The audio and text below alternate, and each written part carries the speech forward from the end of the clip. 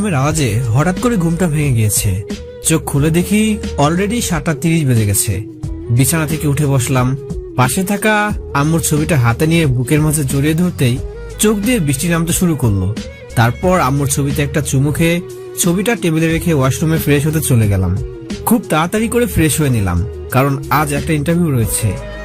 এই নিয়ে 3টা ইন্টারভিউ দিয়েছি। আল্লাহর রহমতে সবগুলো ইন্টারভিউ দিয়ে উত্তীর্ণ হয়েছি, কিন্তু কপাল খারাপ হলে যা হয় আর কি। তাই একটা চাকরিও হয়নি, আর আমার পক্ষে ঘুষ দেওয়া সম্ভব ছিল না, তাই চাকরি পাইনি। দেখা যাক আজকেরটাতে কি হয়। দেরি না করে রেডি হয়ে নিলাম। বাসা থেকে বের হতে যাব, ঠিক তখনই কলিং বেল বেজে উঠলো। দরজা খুলে দেখি বাড়িওয়ালার মেয়ে ফিজা নাস্তা হাতে নিয়ে দাঁড়িয়ে আছে। আমি চুপ করে ওর দিকে তাকিয়ে আছি। ফিজা আমাকে বলে, ভিতরে আসতে বলবেন না? ও সরি, আসুন। আম্মু আপনার জন্য নাস্তা পাঠিয়েছে। কিন্তু আমি তো এখন বের হব, আমার অনেক তাড়া আছে। তাহলে নাস্তা করবেন না? অন্য একদিন করব, প্লিজ কিছু মনে করবেন না। হাতে খুব সময় কম, তাই তাড়াতাড়ি করে যেতে হবে। এই কথা বলে বাসা থেকে বের হয়ে চলে আসলাম। রাস্তায় এসে একটা রিক্সা নিলাম। রিক্সা নিয়ে অফিসের সামনে চলে গেলাম। রিক্সাওয়ালাকে ভাড়া দিয়ে অফিসের ভিতরে ঢুকলাম। অফিসের ভিতরে আমার মতো অনেকেই বসে রয়েছে ইন্টারভিউ দেওয়ার জন্য। আমি গিয়ে এক কোণে বসে পড়লাম। কিছুক্ষণ পর একে একে সবাই ইন্টারভিউ দিতে লাগলো। অনেকক্ষণ বসে থাকার পর আমার ডাক আসলো। আমি গিয়ে ইন্টারভিউ দিলাম। আল্লাহর রহমতে খুব ভালো হয়েছে ইন্টারভিউ। ইন্টারভিউ শেষ করে বাইরে এসে বসলাম। আমার পাশে দুজন লোক বলা বলি করছিল। আরে ইন্টারভিউ ভালো দিলে কি হবে, আর খারাপ দিলে কি হবে? ঘুষ ছাড়া কি চাকরি হবে? হবে না। আখের ফলাফল শূন্য। ঠিক বলেছেন ভাই, আমাদের কপালে চাকরি নেই, কারণ আমরা ঘুষ দিতে পারবো না। ভাই, বর্তমানে ট্যালেন্টের কোনো মূল্য নেই, সব টাকার কাছে বিক্রি হয়ে যায়। ভাই, জীবনটা বেদনার। তাদের দুজনের কথা শুনে এই অফিসের এক বয়স্ক পিয়ন বললেন, শুনো তোমরা আমার কথা। আমি জানি না তোমরা কোথায় কি দেখেছো, কিন্তু এই অফিসে যিনি বস, তিনি খুব ভালো মানুষ। তিনি প্রতিভাকে গুরুত্ব দেন, টাকাকে নয়। ওনার কথাগুলো শুনে একটু ভরসা পেলাম। কিছুটা হলেও মনের ভিতর ভালো লাগা কাজ করছে। কিছুক্ষণ পরে ফলাফল ঘোষণা করা হয়েছে। আমি সহ আরো অনেকজন সিলেক্ট হয়েছি। আমার মনের ভিতর কি যে আনন্দ লাগছে তা আপনাদের বলে বোঝাতে পারবো না। কাল থেকে জয়েন করতে হবে। তার আগে যিনি অফিসের বস, তিনি আমাদের কিছু কথা বলবেন। তাই আমাদের সবাইকে ওনার রুমে নিয়ে যাওয়া হলো। কিন্তু রুমে ঢুকতেই আমি যেন আকাশ থেকে পড়লাম। আমি কাকে দেখছি? বর্ষা। ও এখানে কেন? আগে যাকে দেখবো না বলে আমি প্রতিজ্ঞা করেছিলাম, আজ আবার তার সামনে দাঁড়িয়ে আছি। নিয়তির লীলা বোঝা বড় দায়। কিন্তু বর্ষার তো বিয়ে হয়ে যাওয়ার কথা ছিল, তাহলে বর্ষা এখানে কি করছে? বর্ষা আমাকে দেখে রীতিমতো চমকে গেল, তার সাথে আমিও। বর্ষা আমাকে অবাক হয়ে তাকিয়ে আছে আমার দিকে। তারপর বর্ষা আমাকে বলল, অপূর্ব, তুই এখানে? সবাই বর্ষার এমন কাণ্ড দেখে অবাক হয়ে গেল। বর্ষা হুট করে মনে পড়ল ও সবার সামনে কথা বলছে। এরপর সে নিজেকে কন্ট্রোল করে বসের মতো সবাইকে কিছুটা কড়া উপদেশ দিতে লাগলো। আর আমি শুধু বর্ষার মুখের দিকে একদৃষ্টিতে তাকিয়ে আছি। কি সুন্দর মায়াবী চাহনি তার। বিধাতা মনে হয় তার সব সৌন্দর্য এই মেয়েটির মাঝে দিয়ে রেখেছে। চোখ ফেরানোই দেয়। সেই আগের মতো কথা বলার স্টাইল, পার্সোনালিটি মিলিয়ে সে এক অনন্য বর্ষা, এক আলাদা মায়া ভরা তার চেহারা। ইচ্ছে করে তার এই মায়াবী চেহারার দিকে যুগ যুগান্তর ধরে চেয়ে থাকি। তার এমন চাহিনি কখনোই ভোলার নয়। সত্যি বর্ষা, তুমি অনন্য। হয়তো এ কারণে এক সময় তার প্রেমে পড়েছিলাম আমি, কিন্তু আজ সবকিছুই অতীত। ভাগ্যের বিবর্তনে আজ বর্ষা আমার অফিসের বস। আজ আমি ওর সামান্য একজন কর্মচারী। জীবনটা বড়ই অদ্ভুত। বর্ষা তার উপদেশ শেষ করে সবাইকে লিভ নিতে বলল। বর্ষার দিকে শেষবারের মতো তাকিয়ে আমি সবার সাথে যখন চলে আসব, তখনই বর্ষা আমাকে বলল, অপূর্ব সাহেব, আপনি একটু থামুন। আমি মাথা নাড়িয়ে হ্যাঁ সূচক উত্তর দিলাম। সবাই চলে যাওয়ার পর বর্ষা তার চেয়ার থেকে উঠে দৌড়ে আসলো আমার সামনে। এসে একটা মুচকি হাসি দিল। কত বছর পর আজকে আবার তার মিষ্টি হাসি দেখতে পেলাম। তারপর বর্ষা অভিমানের সুরে একটানা অনেকগুলো প্রশ্ন করতে শুরু করলো। অপূর্ব, তুই এখানে? কেমন আছিস তুই? এত বছর কোথায় ছিলি? ইস, চেহারার কি হাল করেছিস। চোখের নিচে কালো দাগ পড়ে গেছে। নিজের যত্ন করিস না, তাই না? তোর কি এই 3 বছরে আমাদের কথা একটিবারও মনে পড়েনি? তুই এতটা স্বার্থপর কিভাবে হয়েছিস? তুই জানিস তুই নিরুদ্দেশ হওয়ার পর নানু কত কান্নাকাটি করেছে? তোকে আব্বু, চাচু, জেঠুরা কত খুঁজেছে, কিন্তু তোকে কোথাও পাওয়া যায়নি। ফুফু চলে যাওয়ার পর তুই এমন একটা কাজ করবি কে জানতো বল? কিরে কিছু বলিস না কেন? বর্ষা কথাগুলো বলতে হাঁপিয়ে গেছে। আমি কিছুক্ষণ চুপ থেকে বর্ষাকে বললাম, আপনি কেমন আছেন? তুই আমাকে আপনি করে বলছিস কেন? সবসময় তো তাই বলতাম, জানেন না? জানি, কিন্তু একটা সময় তুই করে বলতি। হঠাৎ করে একদিন তুই থেকে আপনি করে ডাকা শুরু করলি। জিজ্ঞেস করেছিলাম কেন আপনি করে ডাকতেছিস, কিন্তু উত্তর দিলি না। কিছু প্রশ্নের উত্তর না জানাই ভালো। কেন? ম্যাম, আমি এখন আসি ভাই।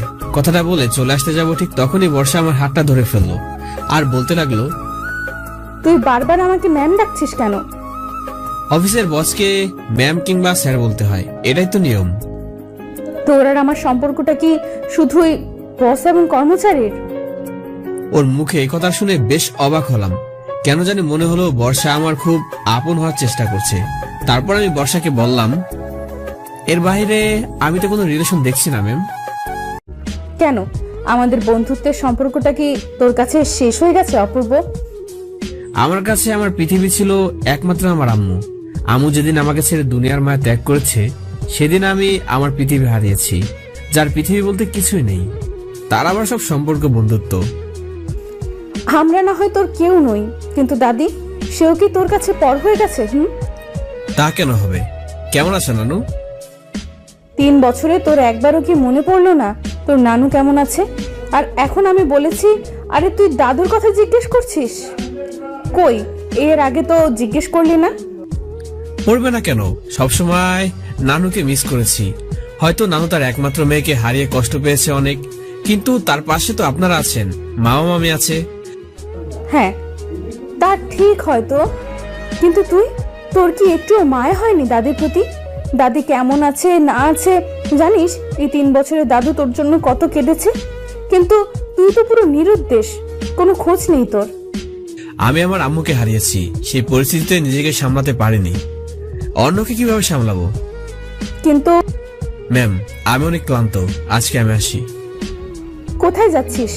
দাদির সাথে দেখা করবি না? অনেকদিন দেখা করব, আজকে আসি। কথাটা বলে চলে আসার সময় ওর দিকে একবার ফিরে তাকালাম। তানহা মলিন দৃষ্টিতে আমার দিকে চেয়েছিল। ও যেন কিছু বলতে চায়। ওর মায়াবী চেহারার দিকে তাকিয়ে মায়ের বড় আবশ্যক। কি অপরূপ চাহনি, এতটা নিবিড় মায়াবী একটা মেয়ে। কোনো মতে আমি নিজেকে সামলে ওর রুম থেকে চলে আসলাম। বের হয়ে দেখি সবাই আমার দিকে হা করে তাকিয়ে আছে। সাব্বির নামে একজন আমাকে প্রশ্ন করে বসলো, কি ভাই, পুরনো রিলেশন নাকি? আরেকজন বলে উঠলো, ভাই, এতক্ষণ ম্যাম আপনাকে কি বললো? আসতে না আসতে প্রমোশন হয়ে গেছে মনে হয়। কথাগুলো শুনে একটা বিরক্তিকর লুক নিয়ে ওদের দিকে তাকাতেই ওরা সবাই চুপ হয়ে যায়। তারপর ওদের পাশ কাটিয়ে আমি অফিস থেকে বের হয়ে আসলাম। আজ সারাদিন অফিসে চলে গিয়েছে। একটা রিক্সা নিয়ে সোজা বাসায় চলে আসলাম। ততক্ষণে রাত প্রায় 8টা বেজে গিয়েছে। রুমে ঢুকে ফ্রেশ হয়ে বিছানায় একটু বসলাম। চোখের সামনে বারবার তানার চেহারাটা ভেসে উঠছে। আমার বলার ভাষা নেই, কিভাবে তার সৌন্দর্যের বর্ণনা দিব। আম্মুকে বড্ড মিস করছি আজ। মনে পড়তে টেবিল থেকে ডায়েরিটা নিয়ে আম্মুকে উদ্দেশ্য করে লিখতে শুরু করলাম। আম্মু, কেমন আছো তুমি? আমাকে কি তোমার মনে পড়ে না আম্মু? আম্মু, বড্ড বেশি ভালোবাসি তোমায়। তোমার অপূর্বকে ছেড়ে তুমি কিভাবে আছো আম্মু? আমি তো তোমাকে ছাড়া একটুও ভালো নেই। প্রতিটা দিন তোমার কথা মনে পড়ে তোমার ভালোবাসার স্মৃতিগুলো। জানো আম্মু, আমি না প্রায় সময় রাতে খাবার না খেয়ে ঘুমিয়ে পড়ি, কিন্তু তোমার মতো কেউ বকা দিয়ে আমায় খাইয়ে দেয় না। জানো আম্মু, আমি আমার ঘরটা আগের মতো অগোছালো করে রাখি। কেউ তোমার মতো বকা দিয়ে আমার ঘরটা আর গুছিয়ে দেয় না। আম্মু, তার সাথে অগোছালো হয়ে গিয়েছে আমার জীবন। সকাল হলে আমার কপালে একটা চুমু দিয়ে কেউ আর বলে না, অপূর্ব উঠ বাবা, সকাল 10টা বেজে গিয়েছে তো, আর কত ঘুমাবি। কেউ সকালে নাস্তাটা জোর করে খাইয়ে দেয় না। আমার পছন্দের খাবারগুলো আর কেউ রান্না করে দেয় না। আম্মু, এখন আর আমার জন্মদিনে কেউ পায়েস বানিয়ে দেয় না। তোমার মতো করে কেউ আর যত্ন নেয় না। আম্মু, বড্ড মিস করি তোমাকে। আমার জীবনে সবচেয়ে বড় শূন্যতা তৈরি করেছে তুমি। কোথায় চলে গেলে আম্মু? তুমি এতটা স্বার্থপর কিভাবে হতে পারলে আম্মু? জানো আম্মু, আমি না প্রতিটা রাতে কান্না করি তোমার জন্য। বালিশটা ভিজে যায় আমার চোখের পানিতে। কেন এমন করলে আম্মু? কি ভুল ছিল আমার, যার জন্য আমাকে ছেড়ে চলে গেলে? তুমি একটিবারও ভাবলে না তোমার ছাড়া আমি কিভাবে থাকবো, কিভাবে বাঁচবো? কে করবে আমার দেখাশোনা? তুমি তো চলে গেলে আর আমায় ভাসিয়ে দিয়ে গেলে কষ্টের সাগরে। তুমি প্রায় সবসময় বলতে, আম্মু আমি যখন থাকবো না তখন তুই বুঝবি পৃথিবীটা কত কঠিন। সত্যি আম্মু, আজ বুঝতে পারছি তুমি ছাড়া পৃথিবীটা খুবই কঠিন। জানো আম্মু, আজ দীর্ঘ 3 বছর পর বর্ষাকে দেখলাম।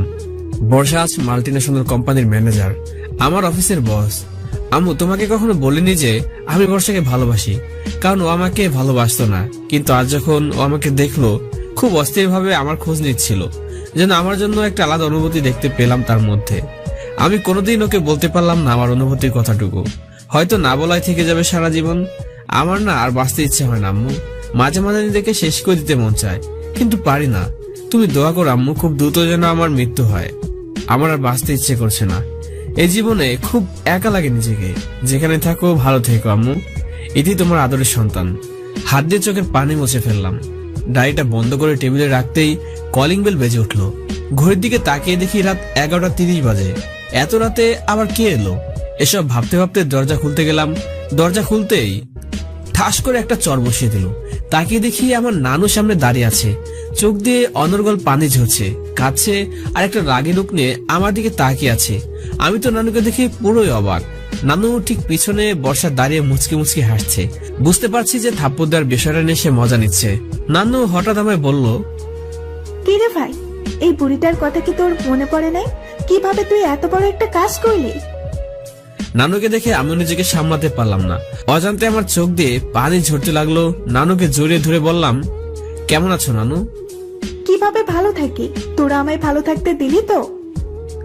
কেন, আমি না থাকাতে তো ভালোই হয়েছে। আমি থাকলে তো মিষ্টি খেতে পারতে না, পানও খেতে দিতাম না তোমায়।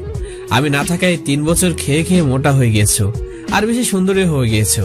তা কতজনের সাথে এফআইআর চলছে? হ্যাঁ, তোর মতো বিএফ তো পাই নাই রে নানু, যে আমায় কথায় কথায় শাসন করত, আমার আঁচল থেকে টাকা চুরি করে নিয়ে যেত, সকল গোপন কথা আমাকে বলতো। তোর মতো কাউকে পাই নাই নানু। বিশ্বাস করি না তোমার কথা। তোমার যা চরিত্র, না জানি কয়টা ছেলের সাথে এফআইআর করেছো। কেমন আছিস নানু? একে চেহারা করছিস, নিজের একটু যত্ন নিস না, তাই না? কে বলেছে যত্ন নেয় না? ভালোই তো আছি।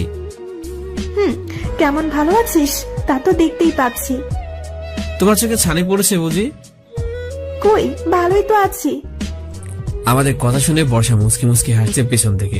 হঠাৎ করে বর্ষা বলে উঠলো, আরে নানি নাতনির এই প্রেম লীলার দরজা সামনে দাঁড়িয়েই হবে নাকি ভেতরে আসতে বলবি? ও সরি, ভিতরে আসুন।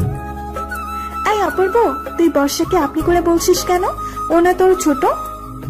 দাদি, ও তুমি বুঝবে না। আমি বুঝবো না? তুই বুঝোস তাই না? নিজের ছোট মামাতো বোনকে কেউ আপনি করে বলে? আরে দাদি, তোমার নাতির অনেক ইগো হয়েছে বুঝলা। এখন অনেক বড় কোম্পানিতে চাকরি হয়েছে, তাই অহংকার বেড়ে গেছে। অহংকারে মাটিতে পাই পড়ে না। নানু তাহার কান টেনে বলল, তোকে এত পাকা পাকা কথা বলতে হবে না। আমার নাতি যেমন, আমার নাতি তেমনই আছে। আমার জন্য তো সে রাজপুত্র, 7 রাজার ধন। এই রাজপুত্রকে কতদিন নিজের আঁচলের তলায় লুকিয়ে রাখো দেখবো। কেন? কোনো একদিন কোনো এক রাজ্যের রাজকন্যা এসে তোমার 7 রাজার ধনকে যেদিন কোমর বেঁধে নিয়ে যাবে, সেদিন কি করবে? সেদিন আমার কিউট বিফটাকে আমি নিজেই তুলে দেব সেই রাজকন্যার হাতে। দেখা যাবে। আমি নানুকে নিয়ে রুমে ঢুকলাম। বর্ষা রুমে ঢুকে বলল, এই কি হাল করে রেখেছে ঘরটা? ঘর তো নয়, যেন স্টেশনের প্ল্যাটফর্ম। আমি নানুকে বিছানায় বসালাম। বর্ষা আমার ঘরের এদিক ওদিক তাকাচ্ছে আর বলছে, তুই একটু চেঞ্জ হলি না, সেই বাচ্চাটাই রয়ে গেলি। এটা কোনো ঘর? নিজের ঘরের কেউ এই অবস্থা করে রাখে? আমি ওদিকে কর্ণপাত না করে নানুকে বললাম, নানু তুমি কেমন আছো? তোমার সুগারটা কেমন আছে? সব ভালো তো? নানু আমাকে উল্টো প্রশ্ন করে বলল, ভাই, তোর অবস্থা এমন হয়েছে কেন? একে হাল করে রাখছিস নিজে? আরে বুড়ি, আমি ভালোই আছি। সবই দেখতেছি। আমার কথা বাদ দাও তো, মা মামি কেমন আছে সেটা বলো। সবাই ভালো আছে। হুট করে বর্ষা এসে আমাকে বলল, এই, তোর রান্নাঘর কোথায়? কেন? বল না কোথায়? ওই যে ওইদিকে তানহা রান্নাঘরে গিয়ে সব কাজ করছে। আমি নানুর কোলে আলতো করে মাথা রাখলাম, নানু আমার মাথায় হাত বুলিয়ে দিচ্ছে। ওদিকে ফিরে আমি নানুকে একটা প্রশ্ন করলাম, নানু একটা কথা বলি। একটা কেন, হাজারটা বল। আমি চলে আসার পর আব্বু আমার কোনো খোঁজখবর নিয়েছিল? নানু একটা দীর্ঘশ্বাস ছেড়ে বলল, তুই চলে আসার পর একবার এসেছিল, তোর কথা জিজ্ঞেস করেছিল তুই কেমন আছিস, কোথায় আছিস। তারপর? আমি কিছু বলতে পারিনি, কারণ তুই তো আর ছিলি না, কোথায় হারিয়ে গেলি। তোকে তো শত চেষ্টা করেও আর খুঁজে পেলাম না। তারপর তোর আব্বু কোনো উত্তর না পেয়ে চলে গেল। আমার সাথে কেন এমন হলো বলো তো নানু? কি অপরাধ ছিল আমার? জীবনটা অন্ধকার হয়ে গেল নানু। সব ভাগ্যের খেলা নানু, আল্লাহ যা করে ভালোর জন্যই করে। তুই নতুন করে আবার জীবনটা শুরু কর। সম্ভব না নানু। সম্ভব না মানে? আচ্ছা বাদ দাও, আমাদের বাড়ির খবর কি সেটা বলো। ওটা কি বিক্রি করে দিয়েছো নাকি এখনো আছে? বিক্রি করে দিয়েছো মানে? ওটা আমার মেয়ের কষ্টে গড়া বাড়ি। আমার মেয়ের কত স্বপ্ন ছিল ওই বাড়িতে, তোর জন্য লাল টুকটুকে একটা বউ আনবে, কিন্তু আমার মেয়ের অকাল মৃত্যুতে সেই স্বপ্নটাও তার মৃত্যু হয়েছে। তুমি আবার কান্নাকাটি শুরু করে দিয়েছো। ঠিক আছে, আর কাঁদবো না। বাড়ির দলিল পত্র সব আমার কাছে রেখে দিয়েছি। এবার বল, বিয়ে কবে করবি? জানি না। জানি না মানে? এবার তোকে বিয়ে করতেই হবে। এভাবে আর কতদিন চলবে? বাদ দাও তো। না, বাদ দেওয়া যাবে না। তোকে এভাবে একা ছেড়ে দিয়ে আমি তো মরেও শান্তি পাবো না। আমার একমাত্র মেয়ের একমাত্র সন্তান তুই। তোকে নিয়ে আমার মেয়ের কত স্বপ্ন ছিল। আমি চুপ করে নানুর কথা শুনে যাচ্ছি। মেহমেদ, কথা বলছিস না কেন? কি বলবে? বিয়ে কবে করছিস সেটা বল। কোনো মেয়ে পছন্দ করে রেখেছিস? বলতে পারবো না। তাহলে তোর জন্য মেয়ে দেখার দায়িত্ব আমাকেই নিতে হচ্ছে। নানুর মুখে কথাটা শুনে বুকের ভেতরটা কেমন যেন করে উঠল। কারণ এই জীবনে বর্ষাকে ছাড়া অন্য কাউকে আমি জীবন সঙ্গী হিসেবে কল্পনা করা আমার পক্ষে অসম্ভব প্রায়। জীবনের প্রথম ভালোবাসা তো সেই মেয়েটাই। হুট করে বর্ষা এসে বলল, কার বিয়ের কথা হচ্ছে শুনি? কার আবার? আমার নাতের বিয়ের কথা হচ্ছে। তোর এই লাজুক বিয়ে করবে বুঝি? আমি বর্ষাকে দেখে নানুর কোল থেকে উঠে বসলাম। বর্ষা এক প্লেট পায়েস আমার দিকে দিয়ে বলল, এই নে তোর পছন্দের পায়েস, আমি নিজের হাতে বানিয়েছি। আমি তো পুরাই অবাক। তার মানে বর্ষা রান্নাঘরে গিয়ে আমার জন্য পায়েস বানিয়ে নিয়ে এনেছে।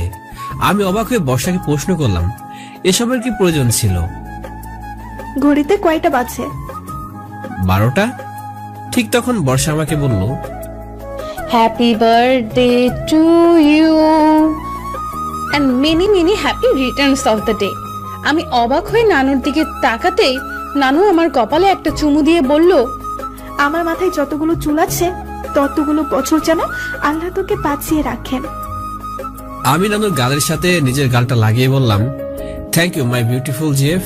বর্ষাকে বললাম, থ্যাংক ইউ টু। তানহা মুচকি এসে বলল, মোস্ট ওয়েলকাম। মেয়েটা একটু হাসলে এত সুন্দর লাগে, তার দিক থেকে চোখ ফেরানোই যায় না। আজ বর্ষাকে অনেক সুন্দর লাগছে, যা ভাষায় প্রকাশ করা প্রায় অসম্ভব। একটা গোলাপি কালারের শাড়ি পরে এসেছে, কপালে একটা কালো টিপ, হাত ভরা স্টিলের চুড়ি, কানে দুটো ঝুমকো। এক কথায় আকাশ থেকে নেমে আসা একটা পরীর মতো লাগছে। গল্প করতে করতে রাত 1টা বেজে গেল। তাই নানুকে এবার আমি বললাম, নানু বাড়ি যা, অনেক রাত হয়েছে। তোমার রাতে জাগা নিষেধ, রাত জাগলে শরীর অসুস্থ হয়ে যাবে। আর একটু থাকি না? একদম না, আবার কালকে এসো। বর্ষা একটু খোঁচা মেরে বলল, আরে দাদি তুমি বোঝো না, আমাদেরকে তাড়িয়ে দিয়ে তোমার নাতি রাতভর কার সাথে ফোনে গল্প করবে। আমি ওর কথার উত্তর না দিয়ে শুধু একটা মুচকি আসলাম আর নানুকে বললাম, চলো তোমাদের এগিয়ে দিয়ে আসি। বাইরে গিয়ে দেখি বর্ষা গাড়ি নিয়ে এসেছে। নানুকে গাড়িতে উঠে দিয়ে তানাকে বললাম, একটু অসাধারণ মুহূর্ত দেওয়ার জন্য ধন্যবাদ আপনাকে। অনেকদিন পর আজকে একটু হাসলাম। আমার তো মনে ছিল না আজকে আমার জন্মদিন। Thank for everything. তানা শুধু মুচকি মুচকি হাসছে। বারবার ওই হাসির মায়ায় পড়েই যেন যাচ্ছি আমি। ওর হাসিটা এতই সুন্দর যা ভাষায় প্রকাশ করা যাবে না। তারপর বর্ষা আমাকে বলল, কাল সময় মতো অফিসে পৌঁছে যাবি, বুঝেছিস? আচ্ছা ঠিক আছে। তারপর তানহা গাড়িতে উঠে চলে গেল। আমি রুমে এসে ঘুমিয়ে পড়লাম। এক ঘুমে রাত পার করে দিয়ে সকাল 9টায় ঘুম ভাঙলো। উঠে ফ্রেশ হয়ে প্যান্ট পরে রেডি হয়ে নিলাম অফিসে যাওয়ার জন্য। হঠাৎ আমার নজর গেল টেবিলের উপর। এ কি, আমার ডায়েরিটা নেই! টেনশনে আমার মাথা কাজই করছে না। বিছানা, ওয়ার্ড্রপ, রান্নাঘর সব জায়গায় খুঁজলাম, কিন্তু কোথাও পেলাম না। এখন খুব বেশি টেনশনে পড়ে গেলাম, কারণ আমার জীবনের সব অনুভূতি, আমার পছন্দ, আমার সব গোপনীয় কথা ওই ডায়েরিতে লিপিবদ্ধ করা রয়েছে। এমন সময় কলিং বেল বেজে উঠলো। দরজা খুলে দেখি ফিজা। আমি কোনো কিছু না ভেবে ফিজাকে জিজ্ঞাসা করলাম, আপনি আমার ডায়েরি নিয়েছেন? ফিজা আমার কথায় পুরো অবাক। ফিজা খুব রাগী লোক নিয়ে আমার দিকে তাকালো, মনে হয় খেয়েই ফেলবে। তারপর রাগী কণ্ঠে আমাকে বলল, কি কি সব যাতা বলছেন আপনি? আপনার কি মনে হয় কার ব্যক্তিগত ডায়েরি নিয়ে আমি কি করব? আর আপনার এত বড় সাহস কি করে হয় এই বিষয়ে আমাকে প্রশ্ন করার? আমি কি এতটাই চিপ যে কারো ব্যক্তিগত জিনিসে না বলে হাত দিব? না, আসলে কালকে আমি দরজা খুলে ঘুমিয়ে গিয়েছিলাম, তাই ভেবেছিলাম। কি ভেবেছিলেন আপনি? না, আসলে আপনি ছাড়া তো আমার ঘরে কেউ আসে না, তাই। দেখুন, আপনি কিন্তু এবার আপনার লিমিট ক্রস করছেন। আই এম সরি, আমি দুঃখিত। আচ্ছা ঠিক আছে। আর বাই দ্য ওয়ে, আপনি কালকে দরজা খুলে ঘুমিয়েছিলেন কেন? এমনি মনে ছিল না। কালকে বর্ষার নানুকে এগিয়ে দিয়ে আসার পর সে যে শুয়েছিলাম দরজা আটকাতে, আর মনেই ছিল না। এই ফাঁকে হয়তো কেউ আমার ডায়েরিটা নিয়ে গেছে। তারপর ফিজা আমাকে বলল, এই নিন, কি এটা? আমার জন্মদিনের ইনভিটেশন কার্ড। আজকে আপনারও জন্মদিন। মানে আজকের কয়টা জন্মদিনের দাওয়াত দেয়া আছে আপনার? না, নেই। তাহলে? এমনি জিজ্ঞেস করেছিলাম। আর হ্যাঁ, সকালে নাস্তা করেছেন? আপনার তো আবার সকালে নাস্তা করার অভ্যাস নাই। সেদিন এসেছিলাম নাস্তা নিয়ে, আপনি সেই যে তাড়াহুড়ো করে বেরিয়ে গেলেন, পরে নাস্তা খাওয়াই হলো না। আসলে সকালে ক্ষুধা লাগে না আমার। আজব তো, সকালে আবার কার ক্ষুধা না লাগে? নাকি সকালে রোজা রাখেন আপনি? আমি মাথা নিচু করে চুপ করে আছি, কোনো কথা বলছি না। ফিজা আমাকে বলল, আচ্ছা, রাতে খেয়েছিলেন? কি খেয়েছেন রাতে? পায়েস। পায়েস? পায়েস কোথায় পেলেন? নাকি আপনি বানিয়েছেন? না না, একজন রিলেটিভ দিয়ে গিয়েছে। আমার জানা মতে তো আপনার এখানে কোনো রিলেটিভ নাই। আচ্ছা যাই হোক, সন্ধ্যায় সময় মতো চলে আসবেন কিন্তু। আচ্ছা ঠিক আছে। আমি দরজাটা লাগিয়ে বিছানায় বসতে আবার কলিং বেল বেজে উঠলো। দরজা খুলে দেখি আবার ফিজা আসলো। আমি ফিজাকে বললাম, কিছু বলবেন? এই নিন। কি এটা? আপনি কি এই বয়সে চোখে কম দেখেন নাকি? দেখতে পাচ্ছেন না এটা সকালের নাস্তা? এটা খেয়ে যেখানে যাওয়ার যাবেন। ধরুন। নাস্তা টেবিলের উপর রেখে আবার ডায়েরিটা খুঁজতে লাগলাম। পুরো ঘর তন্ন করে খুঁজলাম, কোথাও ডায়েরিটা পেলাম না। তাহলে কি ডায়েরিটা বর্ষা নিয়েছে? বর্ষা ছাড়া আর কে নিতে পারে? কাল রাতে যেভাবে মুসকি মুসকি হাসছিল, আমার তো মনে হয় বর্ষায় ডায়েরিটা নিয়েছে। কিন্তু কাউকে না বলে কারো ব্যক্তিগত জিনিসে হাত দেওয়ার মতো মেয়ে তো বর্ষা না। তাহলে কি ফিজা? কিন্তু ফিজা তো ওইরকম স্বভাবের নয়, যথেষ্ট নম্রভদ্র স্বভাবের মেয়ে ফিজা। একটু রাগী অবশ্য, একটু না অনেকটাই রাগী। বাবার ছোট মেয়ে বলে কথা। 3 মাস আগে ওদের বাড়িতে ভাড়া এসেছিলাম, 2 মাস দেখা দেখিতেই চলে গেল। অনেকবার সামনাসামনি হয়েছিল, কিন্তু কোনো কথা বলেনি। 2 মাস পর ফিজা জোরপূর্বক আমার সাথে কথা বললো। আমার নাকি খুব অহংকার, মেয়েদের সাথে কথা বলি না, ইত্যাদি ইত্যাদি আর অনেক কিছু বললো।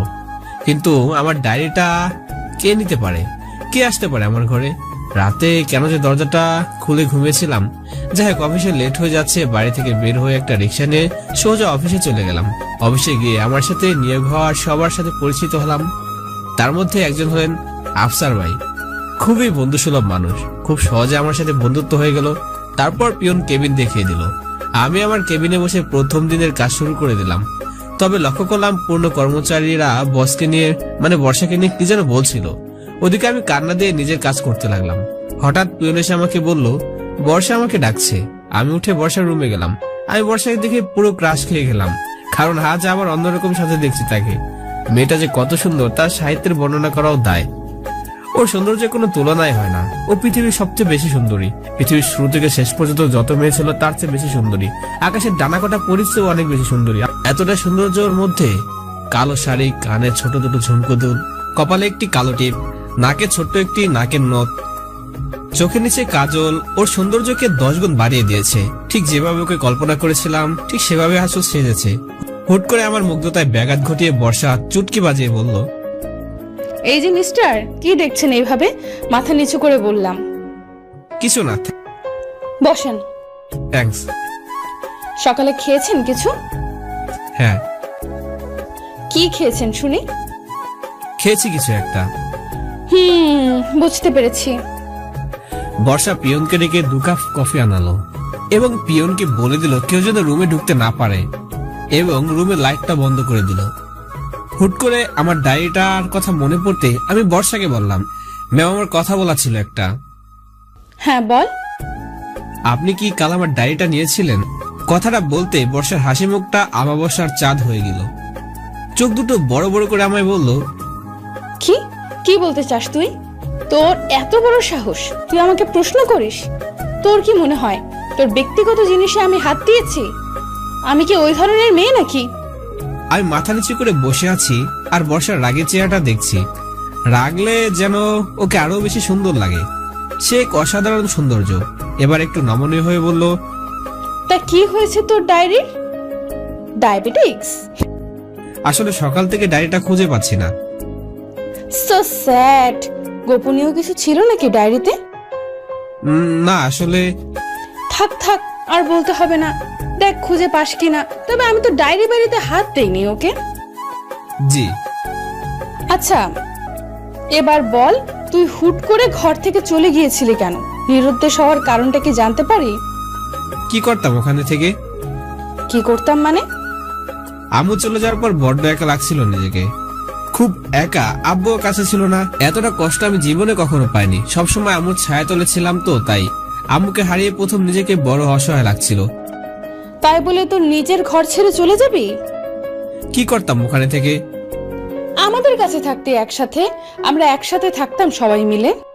ভেবেছিলাম, কিন্তু মন সায় দেয়নি। আম্মুকে হারিয়ে একা থাকার তীব্র বাসনা জেগে উঠেছিল মনে, তাই চলে এসেছি। তা কোথায় ছিলে এই 3 বছর? ঢাকায় চলে এসেছিলাম। এখানে ছিলাম 3 বছর। একটি ছোটখাটো কোম্পানিতে চাকরি করেছিলাম। আম্মুর স্মৃতি নিয়ে এভাবে চলছিল আমার দিন। তারপর হঠাৎ একদিন আপনার সাথে দেখা।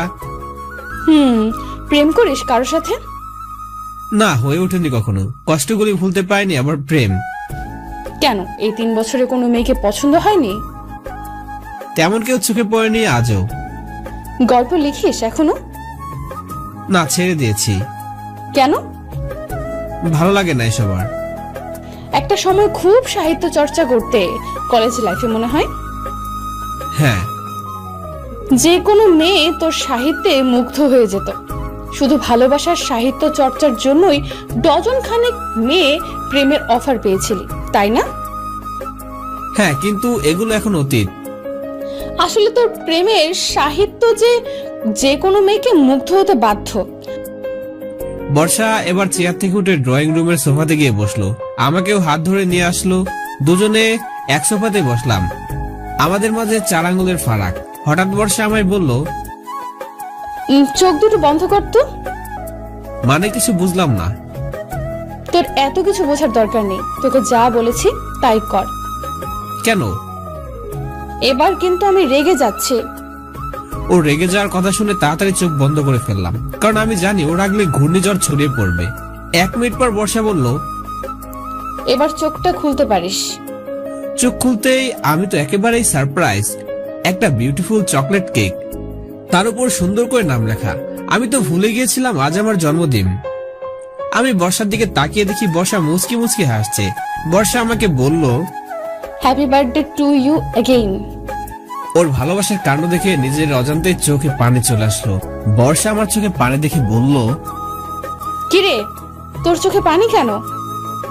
না আসলে আম্মু চলে যাওয়ার পরে 3 বছর এত সুন্দর করে কেউ আমার জন্মদিন মনে রাখেনি। রাখবে কিভাবে? মনে রাখার মতো মানুষের কাছ থেকে তো দূরে ছিলি। তাও ঠিক। এবার বেশি কথা না বলে কেকটা কেটে ফেল। একটা কথা বলার ছিল। হ্যাঁ বল। আমার যে চকলেট ফ্লেভার পছন্দ আপনি কি করে জানেন? সিক্রেট বলা যাবে না। দেখি তোর হাতটা দে তো। কেন? এত প্রশ্ন করিস কেন তুই? এরপর বর্ষা আমার হাতটা টেনে নিয়ে একটা দামি ঘড়ি পরিয়ে দিল আর বলল, সব সময় হাতে রাখবি আমার স্মৃতি হিসেবে। কেন, আপনি কোথাও চলে যাচ্ছেন নাকি? আমি আবার কোথায় যাব? তোর তো কোনো কমন সেন্স নেই। যখন তখন নিরুদ্দেশ হয়ে যাস, তাই বললাম। এই নে এটা ধর। কি আছে এটার ভিতরে? খুলেই দেখ না। তারপর আমি শপিং ব্যাগটা খুলে দেখি একটা হোয়াইট শার্ট, যা আমার খুব পছন্দের। আমি অবাক হয়ে বর্ষাকে জিজ্ঞেস করলাম, আমার যে হোয়াইট শার্ট পছন্দ আপনি কি করে জানলেন? এটা সিক্রেট, থাক পরে এক সময় বলবো। এবার এটা খেয়ে নে। আবার পায়েস? তোর তো পায়েস খুব পছন্দের, তাই না? হ্যাঁ, মায়ের হাতের পায়েস খেতে খুব পছন্দ করতাম, কিন্তু আমার জন্য এত কষ্ট করার কি প্রয়োজন ছিল? তুই না একটু বেশিই কথা বলিস, আর প্রশ্নটাও বেশিই করিস। সবকিছু কি মুখে বলা যায়? মানে বুঝলাম না কিছু। তোর এত বুঝে কাজ নেই, পায়েসটা খেয়ে নে। আমি পায়েস খাচ্ছি, বর্ষা আমার দিকে তাকিয়ে মুচকি মুচকি হাসছে। হঠাৎ টেবিলের উপর প্লেটটা রেখে দিলাম। বর্ষা আমাকে বলল, কিরে রেখে দিলি কেন? খাবার সময় কেউ আমার দিকে তাকিয়ে থাকলে আমি খেতে পারি না, আমার খুব অস্বস্তি লাগে। ওলে বাবা লে, এত লজ্জা। আচ্ছা ঠিক আছে, তুই খা, আমি কেবিনে যাচ্ছি। কথাটা বলেই বর্ষা উঠে চলে গেল। আমিও পায়েসটা খেয়ে ওকে বললাম, ম্যাম এবার আসি। ঠিক আছে, আর শোন, লাঞ্চ টাইমে থাকবি কিন্তু, কোথাও যাস না। তোকে নিয়ে একটি জায়গায় যাব। কোথায় ম্যাম? আবার প্রশ্ন? সরি ম্যাম, কথাটা বলে রুম থেকে বেরিয়ে এলাম। বেরিয়ে আসতে দেখি সবাই আমার দিকে অবাক দৃষ্টিতে হা করে তাকিয়ে আছে। সে কি অস্বস্তিকর পরিবেশ। অবশ্য অবাক হওয়ারই কথা, অফিসের বসের সাথে নিশ্চয়ই এত সময় একসাথে কোনো কর্মচারী কাটায়নি। যাই হোক, সবাইকে উপেক্ষা করে আমি আমার চেয়ারে গিয়ে বসলাম। আমার পাশে আফসার ভাই আমাকে হঠাৎ বললেন, এই অপূর্ব ভাই শুনছেন? জি বলুন। এখানকার পুরনো এমপ্লয়িরা কি আলোচনা করছে জানেন? কি? আমাদের বস মানে ম্যাডাম নাকি প্রেমে পড়েছেন। মানে? ম্যাডাম অফিসে জয়েন করেছেন প্রায় 6 মাস হয়ে গেল, কিন্তু এই 6 মাসে নাকি এই প্রথম ম্যাডাম শাড়ি পরে এসেছে, এবং এ নিয়ে সবাই বলা বলি করছে যে ম্যাডাম নাকি প্রেমে পড়েছেন। আমি একটু মুচকি এসে বললাম, আপনার কি মনে হয় আফসার ভাই, ম্যাডাম প্রেমে পড়েছে? আরে ভাই, বসন্ত বসন্ত, চারিদিকে বসন্তের হাওয়া বইছে, কোকিল ডাকছে, প্রেমীরা প্রেম খুঁজছে, প্রেমিকরা প্রেম খোঁজায় ব্যস্ত হয়ে পড়েছে। এই হৃদয় ভালোবাসার ছোঁয়া চাইছে, এই হৃদয়ে ভালোবাসা পূর্ণতা দিতেই বসন্তের আগমন। কখন যে কার কার মনে প্রেমের ছোঁয়া লেগে যায় কেউ বলতে পারে না। সেই হিসেবে আমাদের ম্যাডামও যে কারো প্রেমে পড়তে পারে, তাই না? আপনি তো খুব ভালো সাহিত্য বলতে পারেন। আমি আর কই পারলাম। আচ্ছা, আপনি এতক্ষণ কোথায় ছিলেন? ম্যাডামের রুমে কিছু ইম্পর্টেন্ট কাজ ছিল। দেখেন ভাই, কাজের মধ্যে সীমাবদ্ধ থাকেন, এর বেশি কিন্তু বাইরের না। জানেন তো আমাদের ম্যাডাম কিন্তু এখনো অবিবাহিত। আমি মুচকি এসে নিজের কাজ করতে লাগলাম। দেখতে দেখতে লাঞ্চ টাইম হয়ে গেল। সবাই ক্যান্টিনে খাবার খেতে গিয়েছে। আমার একটু বেশি কাজ ছিল, কাজটা শেষ করে উঠবো। হঠাৎ ফোনটা বেজে উঠলো। অন্য নাম্বার রিসিভ করলাম। হ্যালো, এই তুই কোথায়? কে বলছেন? তোমার অফিসের বস না? ও সরি ম্যাম, চিনতে পারিনি। জলদি অফিসের নিচে যেই বড় রেস্টুরেন্টটা আছে ওইখানে চলে আয়, তোর জন্য আমি অপেক্ষা করছি। জি, আমি এখনই আসছি, এই বলে কল কেটে দিলাম এবং রেস্টুরেন্টে গিয়ে দেখলাম বর্ষা আমার জন্য দাঁড়িয়ে আছে। বর্ষা আমাকে দেখে বলল, এই তুই কোথায় ছিলি এতক্ষণ?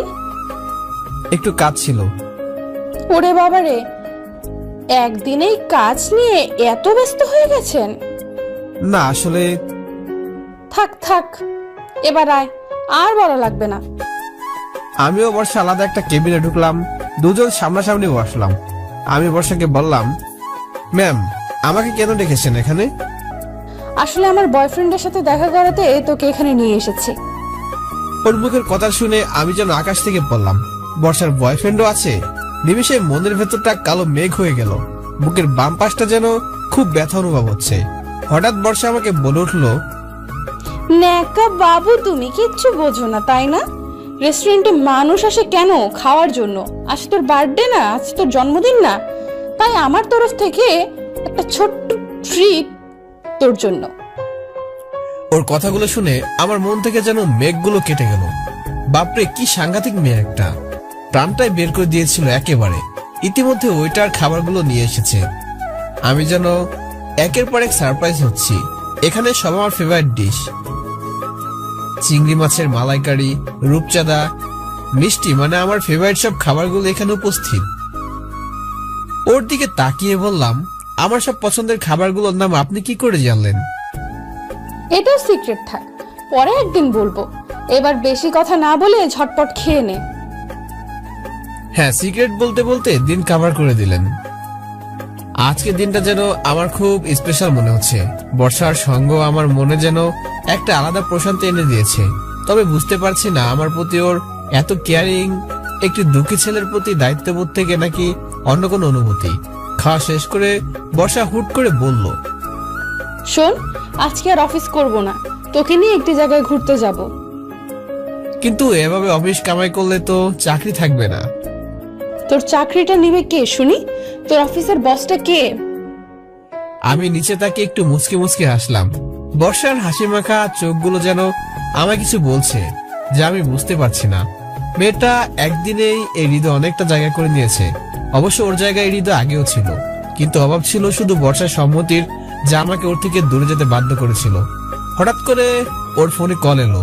রিসিভ করে কথা বলার পর মাথায় হাত দিয়ে বলল, আজকে আর কোথাও ঘুরতে যাওয়া হবে না রে। কি হয়েছে? অফিস কর্তৃপক্ষ ইমার্জেন্সি মিটিং ডেকেছে, খুব ইম্পর্টেন্ট। নো প্রবলেম, আপনি যান। কিছু মনে করিস না রে, তবে প্রমিস কালকে তোকে নিয়ে অনেক সুন্দর একটি জায়গায় ঘুরতে যাব। প্লিজ কিছু মনে করিস না। কোনো সমস্যা নেই, আপনি যান। বর্ষা মিটিং এর জন্য তাড়াহুড়ো করে বেরিয়ে গেল। আমি অফিসে গিয়ে বাকি কাজটুকু শেষ করে বাসায় চলে এলাম। বাসায় বসতে না বসতে কলিং বেল বেজে উঠলো। দরজা খুলে দেখি ফিজা। আমি ফিজাকে জিজ্ঞেস করলাম, কিছু বলবে না মায়? আপনি কিছু ভুলে যাচ্ছেন না তো? কই না তো। ঘড়িতে কয়টা বাজে? 7:30 বাজে। আপনাকে কি বলেছিলাম? কি বলেছিলেন? আশ্চর্য, সকালে বলেছি আর এখনই ভুলে গেছেন? আজ আমার জন্মদিন, আপনাকে 7টা বাজে চলে আসতে বলেছিলাম। ও সরি, ভুলে গিয়েছিলাম। আসলে অফিসের এত কাজ। থাক থাক, আর কাজের বাহানা দিতে হবে না, জলদি আসুন। জি, এখনই আসছি। জলদি ফ্রেশ হয়ে ফিজা বার্থডে পার্টিতে দেখলাম গোটা কয়েক আত্মীয় স্বজন বন্ধু বান্ধব ছাড়া বেশি মানুষদেরকে ইনভাইট করেনি। এরপর ফিজা কেক কাটলো, সবাই ওকে উইশ করলো, গিফট দিল। আমি চেয়ারে বসে আছি, ফিজা হাতে আমার জন্য কেক নিয়ে এসে আমার পাশে বসলো। কেক দিয়ে হঠাৎ আমাকে প্রশ্ন করলো, আচ্ছা, আপনি কখনো প্রেম করেননি? না। ও, কাউকে পছন্দ হয়নি কখনো? মাথা নাড়িয়ে না বললাম। অবশ্যই কথাটা মিথ্যে। আমার প্রথম পছন্দ এবং প্রথম ভালোবাসা হচ্ছে বর্ষা। তারপর আমি ফিজাকে বললাম, আমি খুব দুঃখিত আপনার জন্য কোনো গিফট আনতে পারলাম না। আসলে মনে ছিল না তো, তাই। আরে না, কোনো সমস্যা নেই। আচ্ছা, আপনার কাউকে কখনো ভালো লাগেনি? আবার সেই অস্বস্তিকর প্রশ্ন। মাথা নেড়ে না বললাম। আসলে আজকে অফিসে না খুব ধকল গিয়েছে, তাই খুব টায়ার্ড ছিলাম। যদি কিছু না মনে করেন, এখন উঠতে চাই। আচ্ছা ঠিক আছে, বুঝতে পেরেছি আপনি খুব টায়ার্ড, সমস্যা নেই। ওকে, তাহলে এখন আসি, বাই। বাই। চলে আসলাম আমার ঘরে। আমার রুমে ঢুকে যা দেখলাম তা দেখার জন্য মোটেও প্রস্তুত ছিলাম না। কারণ রুমে বড় মামা, ছোট মামা, মামি, ছোট মামাতো বোন, ভাই সবাই আমার ঘরে বসে আছে। তাদের সাথে নানু আর বর্ষাও আছে। আমাকে দেখার সাথে সবাই সবাই বসা থেকে উঠে আসলো। বড় মামা আমাকে জিজ্ঞাসা করলো, কেমন আছিস অপূর্ব? কোথায় ছিলি বাবা এতটা বছর? তোর কি একটিবারের জন্য আমাদের কথা মনে পড়ে নাই? কেউ এভাবে ঘর ছেড়ে চলে যায়? তার মানে বর্ষা সবাইকে বলেছে আমার কথা। ওকে নিষেধ করেছিলাম যেন কাউকে কিছু না বলে। আমি নিজে একদিন সবার সাথে দেখা করতে আসবো বলেছিলাম, কিন্তু ও কথাটা রাখলো না। আবার পিছনে দাঁড়িয়ে মুচকি মুচকি হাসছে, বাজে একটা মেয়ে। আর আমি ভেবেছিলাম নানু সবাইকে বলেছে। আমি সবাইকে উদ্দেশ্য করে বললাম, তার মানে বর্ষা তোমাদেরকে আমার কথা বলেছে? হ্যাঁ, ওই তো বললো।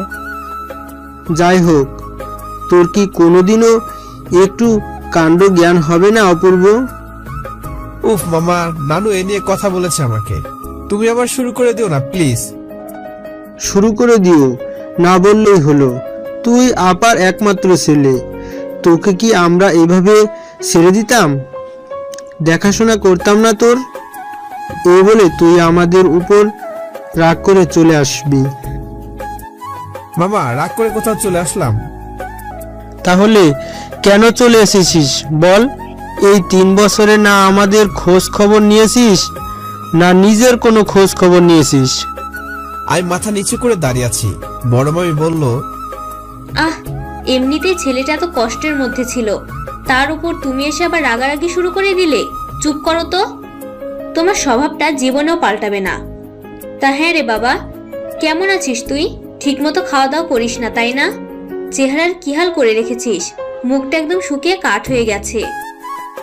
কই মামি, ঠিকই তো আছি। হ্যাঁ, শরীরে যা অবস্থা তাতে তো আমার মনে হয় না যে তুই নিজের যত্নটা ঠিক মতো নিয়েছিস। আমার কথা ছাড়ো তো, তুমি কেমন আছো মামি? বড় মামি হচ্ছে আমার খুব পছন্দের একজন মানুষ। আম্মুর পরে তিনি একজন যে সবসময় আমার খেয়াল রাখতেন, আমার খোঁজ খবর নিতেন। ভালো আছি বাবা, খুব ভালো আছি। এই সন্ন্যাসীর মতো জীবনযাপন থেকে উঠে এবার একটা বিয়ে দিয়ে দাও, দেখবে এমনিতেই সোজা হয়ে যাবে। তুমি কেমন আছো মামি? তুমি তো দেখছি আগের মতো সুন্দরী আছো, এখনো দেখে মনে হয় না যে তুমি বিবাহিত। আমার কথা ছাড়ো, তোমার কিন্তু এখনো বিয়ের বয়স আছে।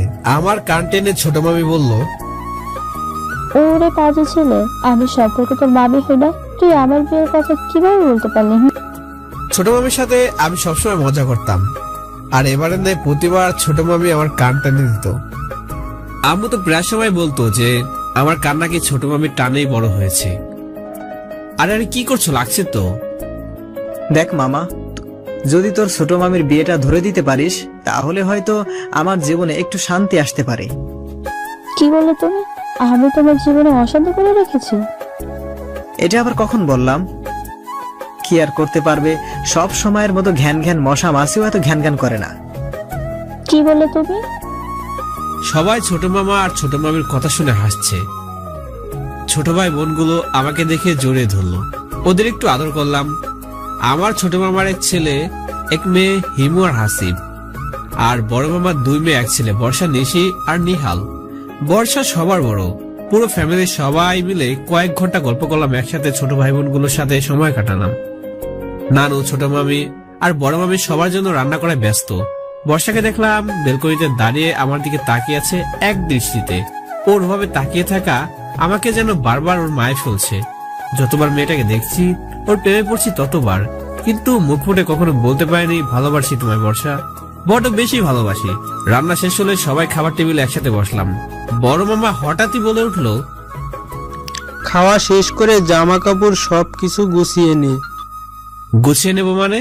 কোথায় যাব আমি? কোথায় যাবি মানে? আমাদের সাথে যাবি, আমাদের সাথে থাকবি। মামা প্লিজ। কি মামা, যেটা বলছি সেটা করো, বেশি কথা বলবি না। তুমি আমার ছেলেটাকে বকাবকি শুরু করে দিলে। তোমার এই স্বভাবের কারণে আমার ছেলে মেয়েগুলো হোস্টেলে পড়াশোনা করে, ঘরে আসতেই চায় না।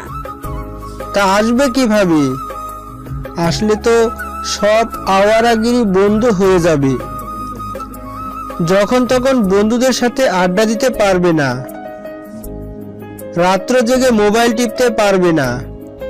একটু চুপ করবে তুমি? মামা আমি এখন আসতে পারবো না। কেন? আমার একটু সময়ের প্রয়োজন। কিসের সময়ের প্রয়োজন শুনি? তোকে আমি আর একলা ছাড়ছি না, এই আমার শেষ কথা। আমার অবর্তমানে আমার তো কিছু দায় দায়িত্ব আছে তোর প্রতি, নাকি? চলে আয় না বাবা, কি করবে এখানে একা একা থেকে? আমাদের সাথে থাকলে মনটাও ভালো থাকবে, নিজেকে কখনো একা মনে করবি না।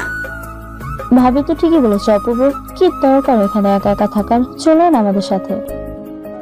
আমার তো শেষ ইচ্ছে তোকে বিয়ে দিয়ে তোর ঘরে একটা বউ এনে তোকে সুখী দেখে তারপর আমি মরতে চাই। আমি আর কিচ্ছু চাই না।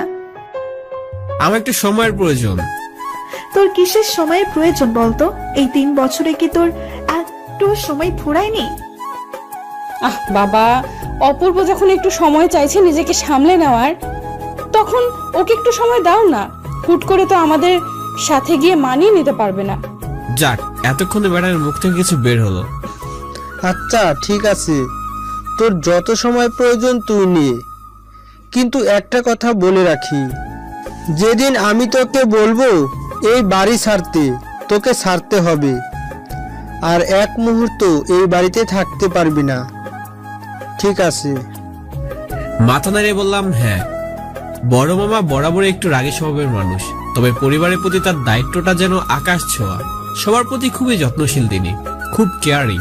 ছোটবেলা থেকে মামা আমাকে খুব আদর করতেন, কিন্তু ওনার এই রাগী স্বভাবের কারণে ওনার সাথে বেশি একটা কথা বলতাম না আমি। ছোট মামার সাথেই কথা বলতাম সবসময়, সব সিক্রেট কথাগুলো ছোট মামাকে বলতাম। উনি আমার মামা কম, বন্ধু বেশি। খুবই রসিক স্বভাবের একজন মানুষ। আমার নানু 5 সন্তানের মধ্যে আম্মু ছিল সবার বড়, আর আম্মুর একমাত্র সন্তান হিসেবে সবাই আমাকে একটু বেশি আদর করত। সবার খাওয়া শেষ, এবার সবাই চলে যাবে। বড় মামা যাওয়ার সময় ধমকে সরে বলে গেল, আমার যেন আর বলতে না হয়, খুব জলদি বাড়ি ছেড়ে আমাদের কাছে চলে আসবি। বুঝতে পেরেছিস আমার কথা? মাথা নাড়িয়ে হ্যাঁ বললাম। বড় মামি কপালে একটা চুমু দিয়ে বলল, নিজের যত্ন নিস বাবা। আর বর্তমান যে পরিস্থিতি, বেশি রাত করে বাইরে থাকিস না, ঠিক মতো খাওয়া দাওয়া করিস। আচ্ছা ঠিক আছে, আপনিও নিজের যত্ন নেন মামি।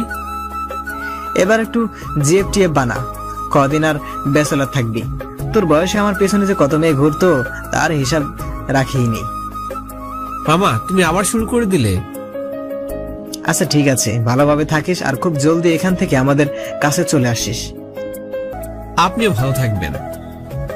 আর হ্যাঁ, বিয়ের কথাটা যেন মাথায় থাকে। আরে নানু থাকবে তো। নানু আমার মাথায় একটা চুমু দিয়ে চলে গেল। ছোট ভাই বোনগুলোকে আদর করলাম, ওরা আমাকে বলল, অপূর্ব ভাইয়া তুমি তাড়াতাড়ি চলে এসো, তোমার ছাড়া আমাদের একটু ভালো লাগে না, তোমার গল্প খুব শুনতে ইচ্ছে করে। আচ্ছা ঠিক আছে, তোমরা কিন্তু বেশি দুষ্টুমি করবে না, ঠিক মতো পড়াশোনা করবে। আমি খুব জলদি চলে আসবো তোমাদের সামনে। সবশেষে বর্ষা একটা মুচকি আসতে আসতে আমার কাছে আসলো। বর্ষা আমার কাছে এসে চোখে চোখ রেখে বলল, শোন, কালকে কিন্তু অফিস যাবি না। অফিসে যাবা না মানে? তাহলে কোথায়? কালকে আমি ফোন করলে তুই নিচে চলে আসবি, তোকে বাড়ির সামনে থেকে পিক আপ করে নেব, তোকে নিয়ে একটি জায়গায় যাব। মাথা নাড়িয়ে হ্যাঁ বললাম। সে নজর করা মিষ্টি একটা হাসি দিয়ে চলে গেল। সবাই চলে গেল, আমি একটু প্রশান্তির ঘুম দিলাম। এক ঘুম দিয়ে রাত পার হয়ে গেল। ফোনের আওয়াজে হঠাৎ ঘুমটা ভেঙে গেল। রিসিভ করতেই বর্ষার কণ্ঠ। কিরে, তুই এখনো ঘুমাচ্ছিস? তাড়াতাড়ি উঠে ফ্রেশ হয়ে নে, 5 মিনিটের মধ্যে আমি তোর বাড়ির সামনে আসছি। বলেই ফোনটা কেটে দিল। ওর আসার কথা শুনে তাড়াতাড়ি ফ্রেশ হয়ে উঠে নিলাম। ঠিক 5 মিনিট পর ও বাড়ির সামনে আসলো, এসে একটা কল দিল। আমি নিচে চলে আসলাম। আমাকে গাড়িতে উঠে নিয়ে কোনো একটা অজানা জায়গায় নিয়ে যাচ্ছে। বর্ষাকে দেখে আমি আবার মুগ্ধ। আজকে আবার এক নতুন সাজে সেজে এসেছে। খুব মায়াবী লাগছে তাকে, সাথে হট লাগছে। এক অপরূপ সৌন্দর্য ওর ভিতরে, যা আপনাদের বলার ভারসাম্য আমার নেই। আমি যেন বারবার তার প্রেমে অসুস্থ হয়ে যাচ্ছি। পুরো গাড়িতে বর্ষা একটা কথা বললো না, আমিও কোনো কথা বলিনি। আধা ঘন্টা পর খুব সুন্দর একটি জায়গায় গাড়িটা থামলো। চারিদিকে সবুজে ঘেরা, পাখির ডাক, অনেক বড় একটা পুকুর। বর্ষা আমাকে নিয়ে কিছুক্ষণ হাঁটার পর একটি পুকুরের সামনে ঘাসের উপর বসলো। চারিদিকে খুব নিস্তব্ধ, নিঃশ্বাস ফেললেও যেন আওয়াজ হয়। এক থমথমে পরিবেশ। ঝলমলে সকালের সূর্যের প্রতিফলন পুকুরের পানিতে পড়েছে। চারিদিকটা ঝিমঝিম করছে নীরবতার আড়ালে। বর্ষা পুকুরের দিকে তাকিয়ে কি যেন ভাবছে। পুরো 5 মিনিট ধরে আমরা চুপ ছিলাম, কেউ কোনো কথা বলেনি। হঠাৎ বর্ষা আমার হাতে একটা কাগজ দিয়ে বলল, ওটা খুলতে। আমি জিজ্ঞেস করলাম, কি এটা? একটা চিঠি। কিসের চিঠি? খুলেই দেখ না। চিঠির কথাগুলো শুনে বুকের ভেতরটা কেমন যেন করে উঠলো। আস্তে আস্তে চিঠিটা খুললাম। চিঠিটা খুলতেই এবার আমি শুধু সারপ্রাইজ না, রীতিমতো শক খেয়েছিলাম, যা কখনো কল্পনাও করিনি। কারণ চিঠিটা আমার নিজের হাতে লেখা। বর্ষাকে নিজের হাতে ভালোবাসার অনুভূতি জানানোর জন্য লিখেছিলাম। প্রায় 3.5 বছর আগে কথাটা চিঠিতে লেখা ছিল। আর যা লেখা ছিল তা হলো, হৃদয়টাকে তোমার জন্য খালি রেখেছি বর্ষা, কারণ তোমার জায়গা দিব বলে। এই হৃদয় তুমি ছাড়া অন্য কাউকে বসানো সম্ভবই নয়। বড্ড ভালোবাসি তোমায় বর্ষা, তোমায় ছাড়া আমার জীবন অসম্পূর্ণ। প্লিজ আমাকে ফিরিয়ে দিও না। এই হৃদয় জুড়ে শুধু তুমি, তুমি রবে নীরবে চুপটু করে আমার এই জীবনে। শুধু এতটুকু লিখেছিলাম চিঠিতে, কিন্তু কে চিঠিটা দিয়েছে সেটা বুঝতে পারিনি, কারণ নিজের নাম তো লিখিনি তাই। কিন্তু এই চিঠি কোথায় পেলে তুমি? এটা তো ওকে আমি দেইনি, কারণ যখন চিঠিটা লিখে আমি বর্ষাকে দিতে যাব, তখন ওর বাড়ির সামনে একটা বন্ধুর কাছ থেকে শুনতে পাই বর্ষা আকাশ নামে একটা ছেলেকে ভালোবাসে এবং বর্ষার সাথে আকাশের নাকি বিয়ে ঠিক হয়ে গিয়েছে। সেদিন কথাটা শুনে চোখটা যেন আমার পানিতে ছলছল করছিল। না চাইতেই চোখ থেকে 2 ফোঁটা অশ্রু বের হয়ে আমার পায়ের উপর পড়লো। ওর বাড়ির সামনে চিঠিটা ছুঁড়ে ফেলে চলে এসেছিলাম। সেদিন খুব কেঁদেছিলাম। এসব মনে মনে ভাবতেছি, হঠাৎই আমার চিন্তায় ব্যাঘাত ঘটিয়ে বর্ষা আমাকে বলল, কে চুপ করে আছিস কেন? কিছু বল। কি বলবো বুঝতে পারছি না। এরা তো দেখছি আপনাকে প্রেম নিবেদন করছে। 3.5 বছর আগে আমার বাড়ির সামনে এটা কুড়িয়ে পেয়েছিলাম। ও, তা কে দিয়েছিল? সেই মানুষটাকে 4 বছর ধরে খুঁজছি। পেয়েছেন তাকে? জানি না। জানি না মানে?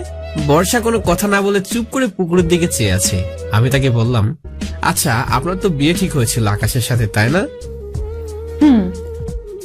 তার রিলেশনটা করলেন না কেন? আকাশ কি আপনাকে ভালোবাসতো না? হয়তো বাসতো, আবার হয়তো না। মানে? হঠাৎ আমার মনে হলো হয়তো আকাশের থেকেও আরো অনেক বেশি ভালোবাসার মানুষ আমার জন্য এই পৃথিবীতে আছে, যে আমাকে অনেক ভালোবাসে। সে মানুষটাকে যে চিঠিটা লিখেছে? জানি না, বলতে পারবো না। আকাশের সাথে বিয়ে ভাঙার কারণটা ছিল কি? বিয়েটা তো পারিবারিক সূত্রে হতে যাচ্ছিল, তাই না? এবং আপনার সম্মতিতেই। আকাশ আমাকে কখনো ভালোবাসেনি। ওর ভালোবাসাটা ছিল দেখানো, জাস্ট টাইম পাস, সব অভিনয়। তবে ও এতটাই মুখোশ পরা ছিল যে অভিনয়টা আমি ধরতে পারিনি, ঠকে গেলাম ওর কাছে। তারপর বাবাকে বলে আমি নিজেই বিয়েটা ভেঙে দিলাম। কিভাবে বুঝলেন যে আকাশ আপনার সাথে অভিনয় করছিল, ভালোবাসেনি আপনাকে? আকাশ অন্য একটা মেয়েকে ভালোবাসতো। আমি আমার নিজের চোখে ওকে অন্য একটি মেয়ের সাথে ডেটিং করতে দেখেছিলাম। ও নিশ্চয়ই আঘাত পেয়েছিল, কষ্ট পেয়েছিল অনেক, তাই না? তা পেয়েছিলাম, তবে নিজেকে সামলে রেখেছিলাম। তারপর থেকে আমার শুরু হলো অপেক্ষার প্রহর গোনা। অপেক্ষার প্রহর কার জন্য? যে আমাকে সত্যিকারের ভালোবাসে তার জন্য। জানেন কি সে মানুষটাকে? হয়তো জানি, আবার হয়তো না। দুজনে সামনের পুকুরটাতে এক দৃষ্টিতে তাকিয়ে আছি, যেন অজানা কোনো নীরবতা আমাদেরকে গ্রাস করেছে। দিনের বেলাতে ওই জায়গাটা খুব নীরব, কারো আনাগোনা নেই। হঠাৎ বর্ষা পুকুরের দিকে তাকিয়ে থেকে প্রশ্ন করলো, আচ্ছা অপূর্ব, ভালোবাসা আসলে কি রে? বলতে পারবো না। একটা মানুষ আমাকে সত্যিকারের ভালোবাসে, তা বুঝবো কিভাবে আমি? যার ভালোবাসা যত গভীর, সে ভালোবাসার প্রকাশ ততটাই কম। সে আমাকে ভালোবাসে অথচ প্রকাশ করলো না, আমি বুঝবো কিভাবে সে আমাকে ভালোবাসে? শব্দ তো হয়, গভীর নদীর সে শব্দ করে বয়ে চলে, তার মানে এই নয় যে তার গভীরতা অনেক। যে নদীর বয়ে চলার শব্দ কম, তার গভীরতা ততই বেশি। তা ঠিক। আমাদের দুজনের মাঝে নিস্তব্ধতা, দুজনে চুপ করে সামনের দিকে চেয়ে আসি। হুট করে পাশ দিয়ে এক বাদামওয়ালা যাচ্ছিল। বর্ষাকে বললাম, বাদাম খাবেন? তুই খাওয়ালে খাবো, কেন খাবো না? বর্ষাকে বাদাম কিনে দিলাম, আমিও বাদাম কিনলাম। দুজনে চুপ ছিলাম। হঠাৎ আমি প্রশ্ন করলাম, আচ্ছা যদি কখনো কোনোদিন ওই চিঠি লেখা মানুষটা আপনার সামনে এসে বলে ভালোবাসি, সেদিন আপনার উত্তরটা কি হবে? জানি না সেদিন আমার উত্তরটা কি হবে, তবে হ্যাঁ, সেদিন ওই চিঠি লেখা মানুষটাকে আমি একটা প্রশ্ন অবশ্যই করব। কি প্রশ্ন? সে সত্যিকার অর্থে আমাকে ভালোবাসে কিনা। হয়তো বাসে। তাছাড়া সেই চিঠি লেখা মানুষটা যে আজও আমার জন্য অপেক্ষা করে আছে, তারই বা নিশ্চয়তা আছে? সত্যিকারের অর্থে যারা ভালোবাসে, ভালোবাসতে জানে, তাদের অপেক্ষার প্রহর কোনোদিনই শেষ হয় না, আমৃত্যু থাকে। আজকাল এরকম ভালোবাসার মানুষ খুঁজে পাওয়া খুব দায়। মন দিয়ে খুঁজলে সেরকম ভালোবাসার মানুষকে খুঁজে পাওয়া অতটা কঠিন হবে না। তুই জানিস তোকে চিঠিটা কেন দেখালাম? কেন? কারণ আমি জানি এই চিঠিটা যে লিখেছে তার ভেতরের অনুভূতি, আবেগ, ভালোবাসার পরিমাণ কতটুকু তা তুই অনুভব করতে পারবি। তোর মধ্যে সে ক্ষমতা আছে। বল না রে, সেই মানুষটা সত্যিকারে আমাকে ভালোবাসে কিনা? চিঠি থেকে কারো ভালোবাসার পরিমাণ মাপা যায় নাকি? মাপা যায় না। ভালোবাসার পরিমাণ মাপতে হলে মনের মধ্যে ভালোবাসা থাকতে হয়, ভালোবাসতে জানতে হয়। তোর কি মনে হয় আমার মনটা কি পাথর? আমি কাউকে ভালোবাসতে জানি না? না না, আমি ঠিক তা বলিনি। ছোটবেলা থেকে আপনাকে যতটুকু দেখেছি, এতটুকু বুঝতে পেরেছি আপনার ভালোবাসা কোমল, পবিত্র। সে মানুষটির জীবন অনেক ধন্য হবে, সে অনেক ভাগ্যবান হবে যে আপনার ভালোবাসা পাবে। আমাকে সান্ত্বনা দিচ্ছিস? তা দিতে যাবো কেন, সত্যি বলেছি। আচ্ছা সত্যি করে বলতো, তোর কোনো ভালোবাসার মানুষ আছে কিনা? বর্ষার মুখে কথাটা শুনে আমি অবাক হলাম। ওর দিকে তাকিয়ে বললাম, হঠাৎ এই কথা? আসলে কলেজ লাইফে এতগুলো মেয়ের প্রপোজাল পেয়েছি, একটাও একসেপ্ট করলি না, সব রিফিউজ করে দিলি। নিশ্চয়ই এর প্রসঙ্গত কোনো কারণ আছে, আর না হয় তুই কাউকে পছন্দ করিস। এ প্রসঙ্গটা বাদ দেওয়া যায় না? তোর ব্যক্তিগত জীবন নিয়ে যখনই কোনো প্রশ্ন করতে চাই, তুই কথাটা অন্যদিকে ঘুরিয়ে দিস কেন?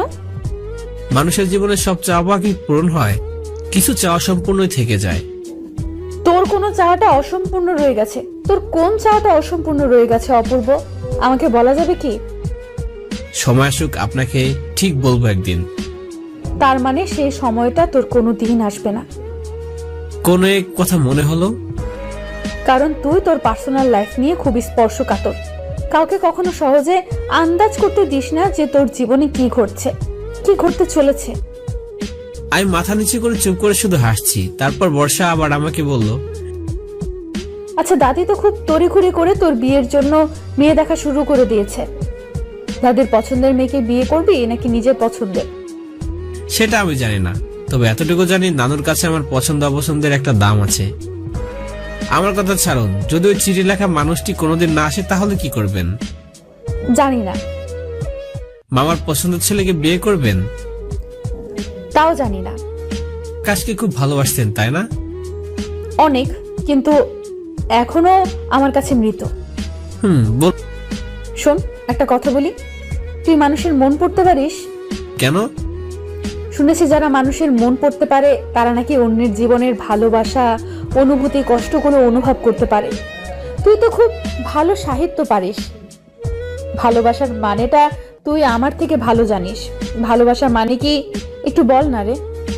এক স্বর্গীয় অনুভূতি যা মানুষের হৃদয় প্রশান্তি এনে দেয়, অফুরন্ত সুখের সন্ধান এনে দেয়, সুন্দরভাবে বাঁচতে শেখায়, হৃদয়কে পবিত্র করে। ভালোবাসার মানুষটির জন্য সারাক্ষণ চিন্তিত থাকা, তার কষ্টে কষ্ট পাওয়া, তার হাসি দেখে পৃথিবীর সকল সুখ ভুলে যাওয়া, সুখ দুঃখে তার পাশে থাকা, তাকে অসম্ভবভাবে ভালোবাসা, এটা আমার কাছে ভালোবাসার মানে মনে হয়, আর কিছুই না। খুব ভালো বলতে পারিস তো। ওর কথা শুনে আমি একটু হাসলাম। এভাবেই প্রয়োজনীয় অপ্রয়োজনীয় কথার মধ্য দিয়ে দুপুরটা গড়িয়ে গেল। সারাক্ষণ ওর সাথে ঘুরে বিকেল বেলায় বাড়ি ফিরলাম। অফিসে কিছু কাজ ছিল, তা শেষ করে ঘুমিয়ে পড়লাম। সকালে ঘুম থেকে উঠে ফ্রেশ হয়ে সোজা অফিসে চলে গেলাম। আজকে একটু তাড়াতাড়ি অফিসে চলে আসলাম। বর্ষা স্টিল অফিসে আসেনি। এসে চেয়ারে বসে অফিসের কাজ করতে শুরু করলাম। হঠাৎ আমার সহকর্মী মিস ফাইজা এসে আমাকে বলল, হ্যালো মিস্টার অপূর্ব। হ্যালো মিস ফাইজা, কেমন আছেন? অনেক ভালো, আপনি কেমন আছেন? জি আলহামদুলিল্লাহ ভালো। আজকে আপনাকে একটু অন্যরকম লাগছে মনে হয়। যেমন? এই যেমন মনে হয় কাউকে ইমপ্রেস করার চেষ্টা করছেন। হঠাৎ এই কথা? আজকে খুব হ্যান্ডসাম লাগছে আপনাকে, শার্টটা নাইস। কে গিফট করলো? মিস ফাইজা খুব একটা মিথ্যা বলেনি। আজকে বর্ষার গিফট করা ব্ল্যাক শার্টটা পরে এসেছি। হয়তো নিজের অজান্তে ওকে ইমপ্রেস করার চেষ্টা করেছি। তারপর আমি মিস ফাইজাকে বললাম, আরে না না, ওরকম কিছু না। সবই বুঝি মিস্টার, কার প্রেমে পড়েছেন? আমি মিস ফাইজার কথা হেসে উড়িয়ে দিলাম। অবশ্য প্রেমে তো আমি পড়েছি, একমাত্র বর্ষার প্রেমে। হঠাৎ বর্ষা অফিস রুমে এসেও গেল। এসে দেখলো যে আমি মিস ফাইজা গল্পগুজব আর হাসি ঠাট্টায় ব্যস্ত। বর্ষা মনে হয় খুব ভালোভাবে নেয়নি ব্যাপারটা। এসে লঙ্কা কাণ্ড বাঁধিয়ে দিল। বর্ষা এসে মিস ফাইজার পেছনে দাঁড়ালো। মিস ফাইজা ঠিক দেখতে পাইনি বর্ষাকে। আমি চোখ খুলে ইশারা করিয়ে দিয়ে মিস ফাইজাকে পেছনে তাকাতে বর্ষাকে দেখে হঠাৎ ভয় পেয়ে গেল। ভয় পেয়ে কাঁপা কাঁপা গলায় বর্ষাকে বলল, ও madam, good morning. Good morning না ব্যাড মর্নিং সেটা তো আপনি বলবেন মিস ফাইজা। জি ম্যাম, কিছু বুঝতে পারলাম না। আপনার চেয়ারটা কোথায় শুনি? জি ম্যাম, ওইখানে। ওইখান থেকে এখানে এসে আপনি কি করছেন? জি ম্যাম, মিস্টার অপূর্বের সাথে একটু কথা বলছিলাম। মিস ফাইজা, মাস শেষে আপনাকে যে স্যালারি দেওয়া হবে সেটা মিস্টার অপূর্বর সাথে গল্পগুজব করার জন্য নয়। আর তাছাড়া এটা গল্পগুজব করার জায়গা নয়, এটা কাজ করার জায়গা। অফিসে ঢুকেই মিস্টার অপূর্বর সাথে কিসের এত কথা শুনি? না আমি আসলে এমনি, তেমন কোনো ইম্পর্টেন্ট কথা নয়। সো ইম্পর্টেন্ট কথা ছাড়া অযথা কথা বলা বাচালের স্বভাব। আই হোপ আপনি সেই স্বভাবের নন। সো নেক্সট টাইম যেন এরকম কিছু না দেখি। নতুন জয়েন করেছেন তাই এর চেয়ে বেশি কিছু বললাম না। যান নিজের চেয়ারে গিয়ে কাজ করুন।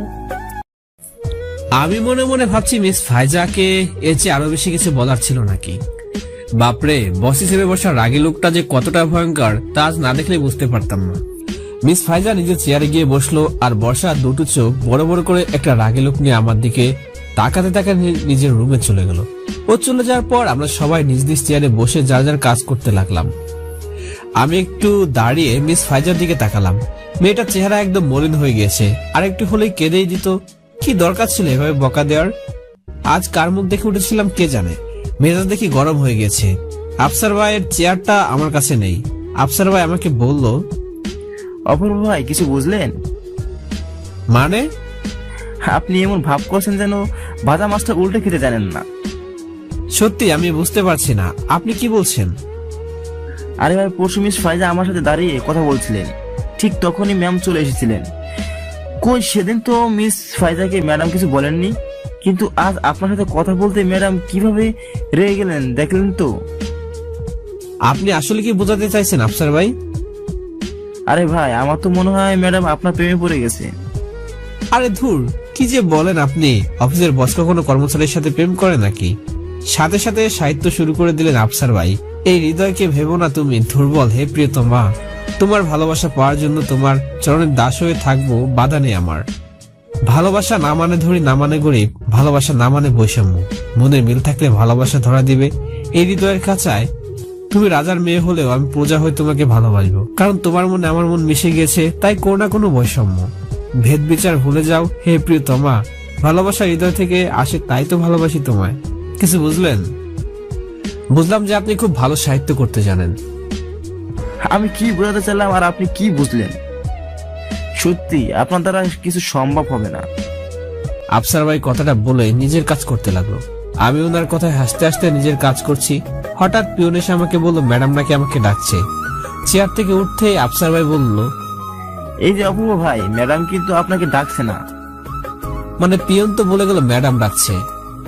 আরে ভাই, আপনি কি কে দিতে পারেন নাকি? ম্যাডাম তো আমাদের জন্য, আপনার জন্য এই মুহূর্তে লাল মরিচ খুব ঝাল। ভিতরে যান, গেলেই বুঝতে পারবেন। আজ আপনার একদিন, ম্যাডামের একদিন। কি যে বলেন আপনি আফসার ভাই। ওনার কথাটা হেসে উড়িয়ে দিয়ে আমি বর্ষার রুমে গেলাম। রুমের দরজার সামনে দাঁড়িয়ে বললাম, ম্যাম আসতে পারি? জি আসুন। আমি দাঁড়িয়ে আছি ওর সামনে। বর্ষা নিচের দিকে তাকিয়ে আমাকে প্রশ্ন করলো, সকালে খেয়েছিস কিছু? জি খেয়েছি। তা মিস ফাইজা তোকে কি বলছিল? তেমন কিছু না, এই হাই হ্যালো কেমন আছেন এই সব কিছু। হঠাৎ বর্ষা মাথা উঠে আমাকে বলল, শুধু কি হাই হ্যালো? এত হেসে হেসে কেউ হাই হ্যালো বলে? আমি কিছু বুঝি না তাই না? আর কেমন আছিস সেটা দেখতে পাচ্ছিস না? ওনার চোখে কি চশমা পরা নাকি? শোন, তোকে একটা কথা সাফ সাফ বলে দিচ্ছি, ওই মেয়েটার থেকে 10 হাত দূরে থাকবি। মেয়েটার হাব ভাব আমার বেশি সুবিধা লাগে না। কি বলছেন ম্যাম? মেয়েটা তো ভালোই। কি কি বললি তুই? 2 দিন হয়নি পরিচয় হয়েছে, এর মধ্যে মেয়েটা তোর কাছে ভালো হয়ে গেল? এই অফিসে আমি 6 মাস যাবত কাজ করছি। কে কি রকম সব আমার জানা আছে বুঝলি। কিন্তু মিস ফাইজা তো মাত্র 2 দিন হলো জয়েন করেছে। তাতে কি? ওকেও আমার চেনা হয়ে গেছে। ওকে যেটা বলেছিস সেটা করবি, ওর কাছ থেকে দূরে থাকবি। বোঝা গেছে আমার কথা? মাথা নাড়িয়ে বললাম, জি ম্যাম বুঝতে পেরেছি। বুঝতে পারলেই ভালো। এবার বসতে পারিস। এতক্ষণ ধরে দাঁড় করিয়ে রেখে এখন বসতে। এখন ভাবতে লাগলাম আফসারের কথাটা কি ঠিক? বর্ষা কি ঠিক আসলে আমার প্রেমে পড়েছে? ও কি আমাকে ভালোবাসে যেমনটা আমি ওকে ভালোবাসি? এসব কথা ভাবতে ভাবতে নিজে নিজে হাসছি। আমার হাসি দেখে বর্ষা আমাকে বলল, কিরে তুই হাসছিস কেন? না এমনি। এমনি কেউ হাসে নাকি কারো কথা মনে পড়ে এত হাসি আসছে শুনি? না কারণ এমনিতেই। বাই দ্য ওয়ে, শার্টটা তোকে দারুণ মানিয়েছে। Looking very nice. Thanks. Miss Faiza ও এই কথা বলেছিলেন। কি কি বললি তুই? না আসলে তোকে না বলেছি ফাইজার কথা মাথায় রাখবি না? জি ম্যাম, সরি, ভুলে গিয়েছিলাম। মাথায় যেন থাক। হুম। আচ্ছা শোন, প্রতি বছর অফিস ম্যানেজমেন্ট কমিটি একটা ট্যুরের আয়োজন করে, এই বছরও করেছে। যাক ভালো, কিন্তু ট্যুরটা কোথায় হবে? সুন্দরবন। একটু পরে অফিসে অ্যানাউন্স করা হবে, তাই তোকে আগে বলে দিলাম। ম্যাম, আর কোনো কথা না থাকলে এবার আমি যেতে চাই, অনেক কাজ আছে। আচ্ছা ঠিক আছে, যা। আর শোন, ওই ফাইজার সাথে যেন বেশি মেলামেশা করতে না দেখি। জি ম্যাম। তানহার রুম থেকে বেরিয়ে নিজের চেয়ারে বসতেই আফসার ভাই আবার শুরু করে দিলেন। কি অপূর্ব ভাই, কেমন খেলেন লাল মরিচ? মানে? বলছিলাম না খুব ঝাল, কেমন লাগলো? আফসার ভাই, আপনি সবসময় একটু বেশি বলেন। আরে মিয়া, সব বুঝি, বয়সটা তো আর কম হয় নাই। একটা বিষয় তবে পরিষ্কার, আমাদের ম্যাডামের গলায় তাহলে আপনার মাটা ঝুলছে। আমি ওদের কথা হেসে উড়িয়ে দিয়ে নিজের কাজ করতে লাগলাম। হঠাৎ আমাদের অফিসের এক সিনিয়র বস ইয়াকুব সাহেব অফিসের সেই ট্যুরটার কথা সবাইকে অ্যানাউন্স করে দিল। তারপর আমার দিকে এসে আমাকে বলেন, মিস্টার অপূর্ব। জি স্যার, বলুন। এই অফিসের বস আপনার কোনো আত্মীয় হয় নাকি? স্যার, বুঝলাম না। নতুন জয়েন করেছেন, একদিন অফিস করে 2 দিনের মাথায় অফিস ফাঁকি। এমনকি অফিসে যে আসবেন না সেটা কাউকে জানানোর প্রয়োজন বোধ করলেন না। কোথায় ছিলেন কালকে? কি না মানে স্যার, আসলে বলেন, নো প্রবলেম, আমার কান খোলাই আছে, এখনো বয়রা হয়ে যায়নি। কোথায় ছিলেন কালকে? আমি কোনো কথা না বলে চুপ করে দাঁড়িয়ে আছি। কিভাবে যে বলি আমি কালকে থানার সাথে ছিলাম। আমার চুপ থাকা দেখে আবার আমাকে বলল, কি হলো বলুন, চুপ করে আছেন কেন? হঠাৎ পেছন থেকে বর্ষা বলল, মিস্টার ইয়াকুব, কি হয়েছে? কেন আপনি অপূর্বকে বকছেন? কোনো সমস্যা? মিস্টার ইয়াকুব খুব নরম সুরে বললেন, না আসলে ম্যাম, কালকে আপনি ছিলেন না তো অফিসে, সেই সাথে মিস্টার অপূর্ব অফিসে আসেনি। তাকে এটাই জিজ্ঞাসা করেছিলাম যে কেন তিনি আসেননি। বর্ষা সবার সামনে মিস্টার ইয়াকুবকে বলল, জিজ্ঞেস করার কিছু নেই, কালকে মিস্টার অপূর্ব আমার সাথে ছিল। ও ম্যাম, সরি, আসলে আমি জানতাম না। ঠিক আছে, আপনি এখন যেতে পারেন। বর্ষার মুখে কথাটা সবাই শুনে এমন মিলে আমার দিকে তাকালো যেন অন্য গ্রহের কোনো প্রাণী দেখছে। আমি তো লজ্জায় শেষ। কি দরকার ছিল সবার সামনে কথাটা বলার? কথাটা বলে বর্ষা চলে গেল, আর আমি নিজের চেয়ারে বসে পড়লাম। ওদিকে আফসার ভাই সুযোগ পেয়ে গেল আমাকে আরো কিছু কথা শোনানোর। আফসার ভাই আমাকে বলল, অপূর্ব ভাই, তাহলে তলে তলে এতদূর চলে গেছেন, আর মুখে বলেন কর্মচারীর সাথে প্রেম হয় নাকি? আমি শুধু হাসছি আর নিজের কাজ করছি। কি বলবো, বলা তো আর কিছুই রইল না। সবাই তো এখন এটাই ভাবছে যে বর্ষার সাথে আমার সম্পর্ক আছে। যাই হোক, অফিস শেষ করে সোজা বাড়ি চলে এলাম। আজ খুব টায়ার্ড লাগছে, প্রথম দিনের মতো এত কাজ করেছি। দরজাটা খুলতে দেখলাম ফ্লোরে একটা কাগজ পড়ে আছে। কাগজটা উঠে দেখি একটা চিঠি। চিঠিটা খুলতে কিছু লেখা দেখতে পেলাম। চিঠিতে লেখা ছিল, জীবন মরণ প্রশ্ন, প্লিজ নিচে দেওয়া ঠিকানা চলে আসুন। আমি এখনো বুঝে উঠতে পারছিলাম না যে কি করব। কে লিখলো চিঠিটা? আমি পরে ভাবলাম যে এত কিছু বুঝে কাজ নেই, যেহেতু জীবন মরণের প্রশ্ন লিখেছে তাহলে নিশ্চয় মারাত্মক কিছু। তাই বেশি দেরি না করে সোজা নিচের দেওয়া ঠিকানা চলে গেলাম। কিন্তু সেখানে গিয়ে দেখি একটি কাজী অফিস। যাই হোক, বেশি কিছু না ভেবে সোজা কাজী অফিসের ভিতরে ঢুকলাম। কিন্তু ভিতরে গিয়ে যা দেখলাম তা একদম অপ্রত্যাশিত ছিল। কাজী অফিসের ভিতরে ফিজা বসে আছে, কিন্তু ও এখানে কি করছে? আর কাজী অফিসে বা ওর কি কাজ? তাহলে কি ফিজা আমাকে চিঠিটা লিখেছিল? আর যদি লিখেই থাকে তাহলে জীবনমরণ প্রশ্নটা কেন লিখেছে? উফ, আমি আর কিছুই ভাবতে পারছি না। একটু এগোতে ফিজা আমাকে দেখে দাঁড়িয়ে গেল। আমি ফিজার কাছে গিয়ে প্রশ্ন করলাম, ফিজা, তুমি কাজী অফিসে কি করছো? এরকম একটা জায়গায় কেন এলে তুমি? আরে চিঠিটা কি তুমি আমাকে লিখেছিলে? জি, আমি আপনাকে লিখেছিলাম। ফিজা, প্লিজ বলো আমাকে, আসলে এখানে হচ্ছেটা কি? তুমি কাজী অফিসে কেন এলে? কি ঘটেছে কি এখানে? আর আমাকে চিঠি লেখার মানে কি? কেন লিখেছো চিঠি আমাকে? আপনাকে কিছু গুরুত্বপূর্ণ কথা বলার ছিল, তাই চিঠির মাধ্যমে আপনাকে জানিয়েছি এখানে আসতে। গুরুত্বপূর্ণ কথা? জি, খুব ইম্পর্টেন্ট। ফিজার মুখে এই কথা শুনে বুকের ভেতর কেমন যেন ধুকধুক করতে লাগলো। এই মেয়েটার মতিগতি একদম ভালো লাগছে না আমার। সারা শরীর আমার কাঁপছে। গুরুত্বপূর্ণ কথা তো বাড়িতেও বলতে পারতো, কিন্তু গুরুত্বপূর্ণ কথা বলার জন্য কাজী অফিসে ডেকে এনেছে কেন? আমার তো এই মুহূর্তে মনে হচ্ছে এই মেয়ে না জানে আমাকে বিয়ের প্রস্তাব করে বসে, তাহলে আমি শেষ। অসম্ভব, এটা তো হতেই পারে না। বর্ষাকে ছাড়া অন্য কাউকে ভালোবাসা আমার পক্ষে অসম্ভব। ফিজা ঠিক কি করতে চাইছে এখনো সেটা আমার কাছে অস্পষ্ট। যাই হোক, সব কুচিন্তা ভাবনাকে এক সাইডে রেখে সাহস করে ফিজাকে প্রশ্ন করলাম, কি গুরুত্বপূর্ণ কথা বলো? আর গুরুত্বপূর্ণ কথা তো বাড়িতেও বলতে পারতে, কাজী অফিসে ডেকে আনার মানে কি? সব বলবো, আমার সাথে একটু আসবেন প্লিজ। কোথায়? এই তো এখানেই, প্লিজ আসুন। আমি ফিজার সাথে যেতে লাগলাম।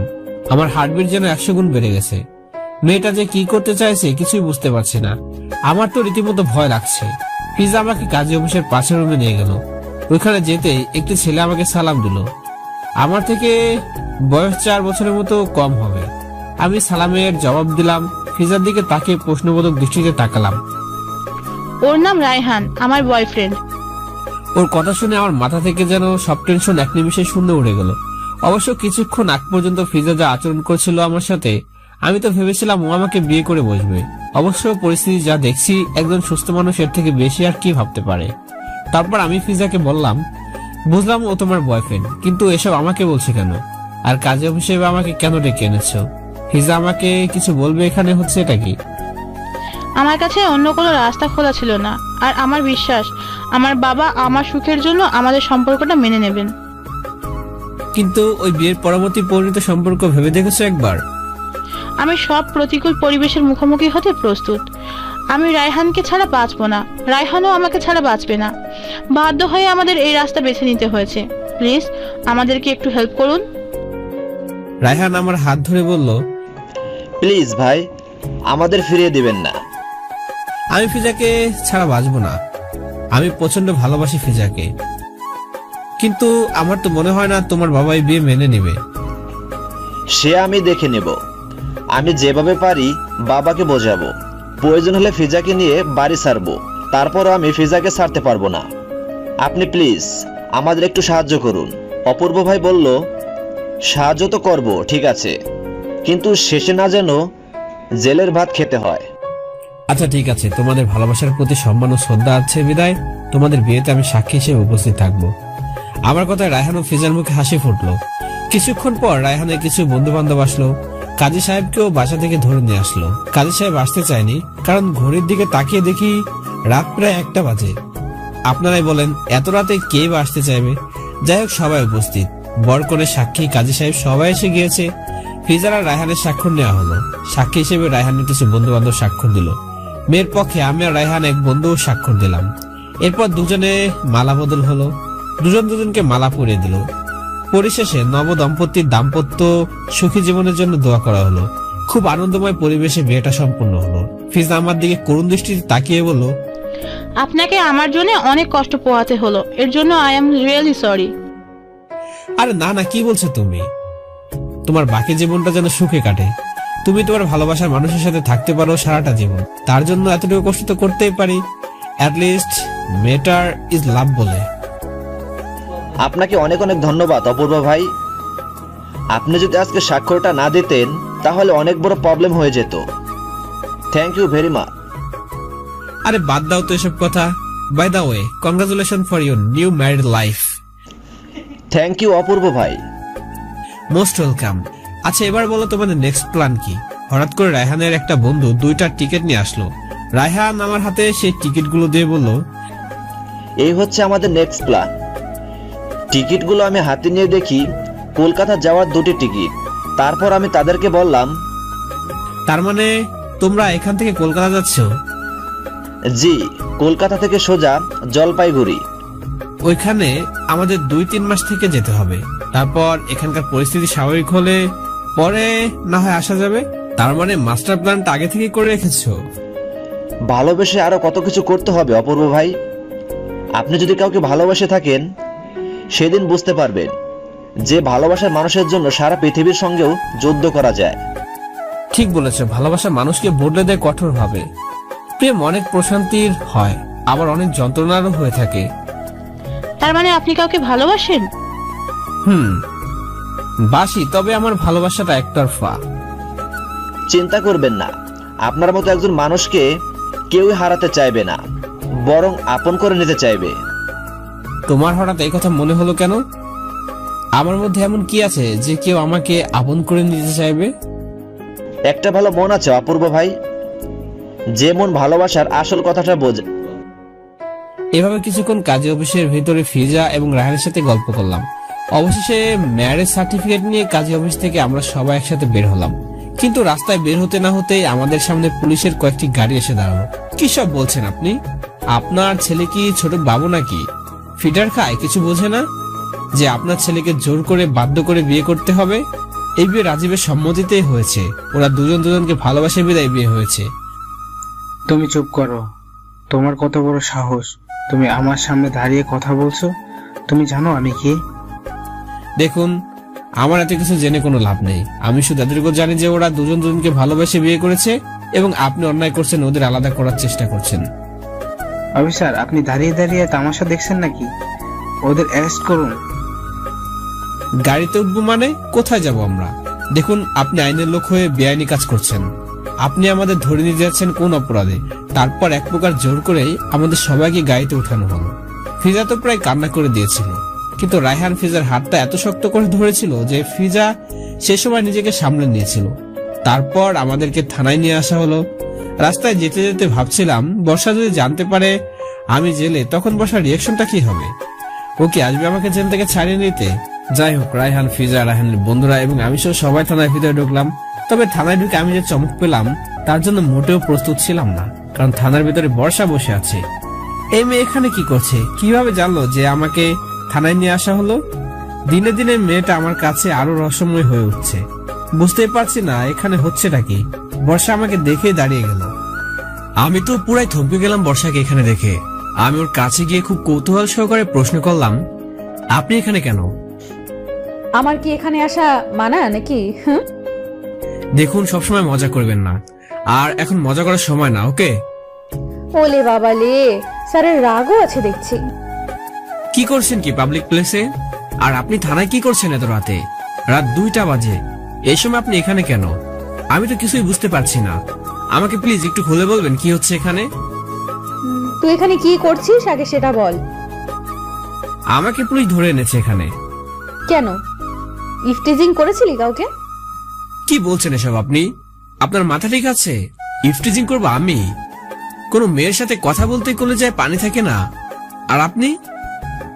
তাহলে এত রাতে পুলিশ স্টেশনে ধরে আনলো কেন তোকে? সে এক লম্বা কাহিনী। কি কাহিনী আমাকে বল। তারপর আমি বর্ষাকে আস্তে আস্তে সব ঘটনা খুলে বললাম। বর্ষা আমাকে বলল, বুঝলাম। তার মানে দিল দরদের স্বভাব তোর এখনো যায়নি। মানে? তোর মনে আছে কলেজ লাইফে একবার এমন করেছিলি?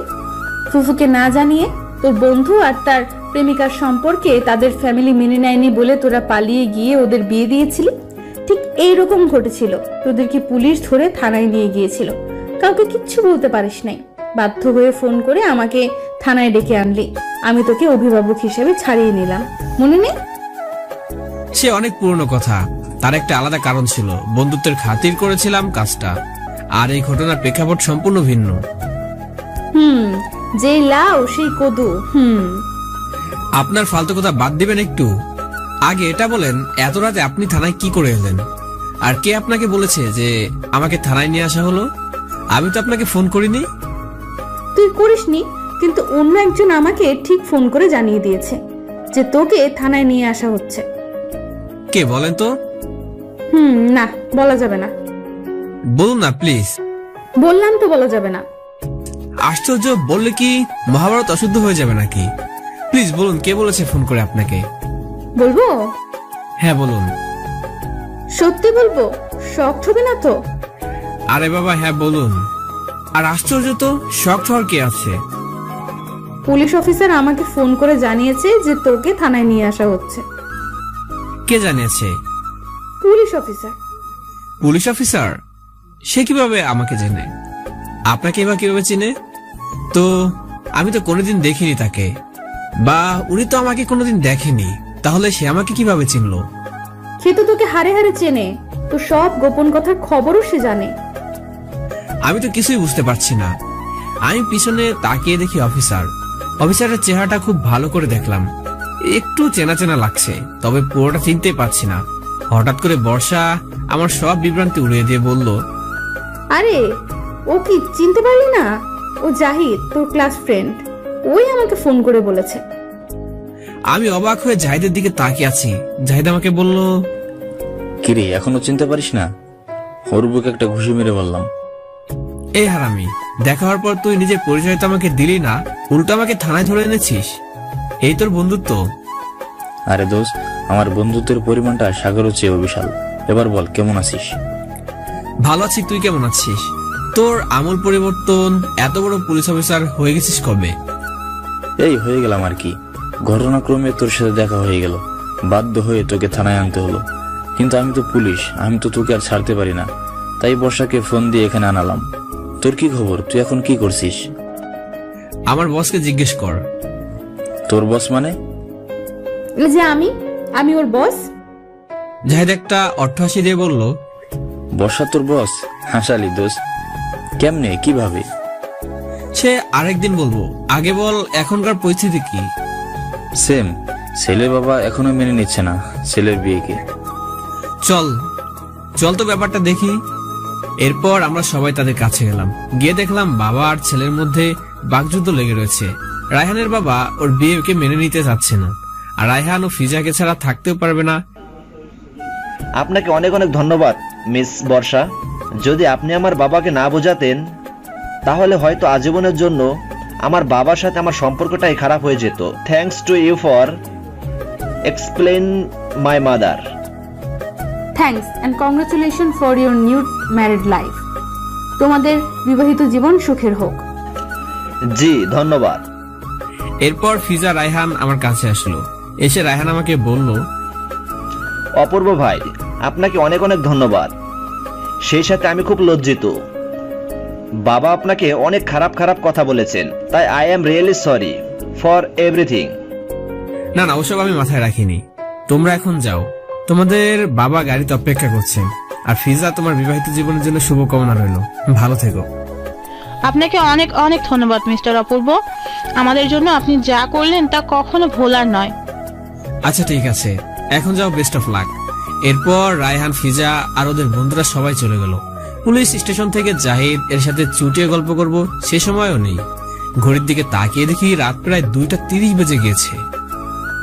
জাহিদ আমাকে বলল, অপূর্ব, তোরা তাহলে এখন চলে যা, অনেক রাত হয়ে গেছে। আচ্ছা আজ তাহলে আসি।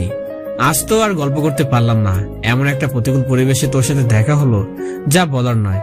আজ তাহলে আসি রে, পরে একদিন ছুটি আড্ডা দেব। আজ তাহলে আসি। জাহিদ, ভালো থেকো। তুমিও ভালো থেকো বর্ষা। আর হ্যাঁ, সাহেবের দিকে একটু নজর রেখো। সে আর বলতে হবে না। এরপর জাহিদের কাছ থেকে বিদায় নিয়ে চলে এলাম। বর্ষার গাড়িতে বসে আছি, দুজন দুই দিকে মুখ করে, কেউ কথা বলছে না। হঠাৎ নীরবতা ভেঙে আমি বর্ষাকে প্রশ্ন করলাম, রায়হানের বাবাকে আপনি কিভাবে চেনেন?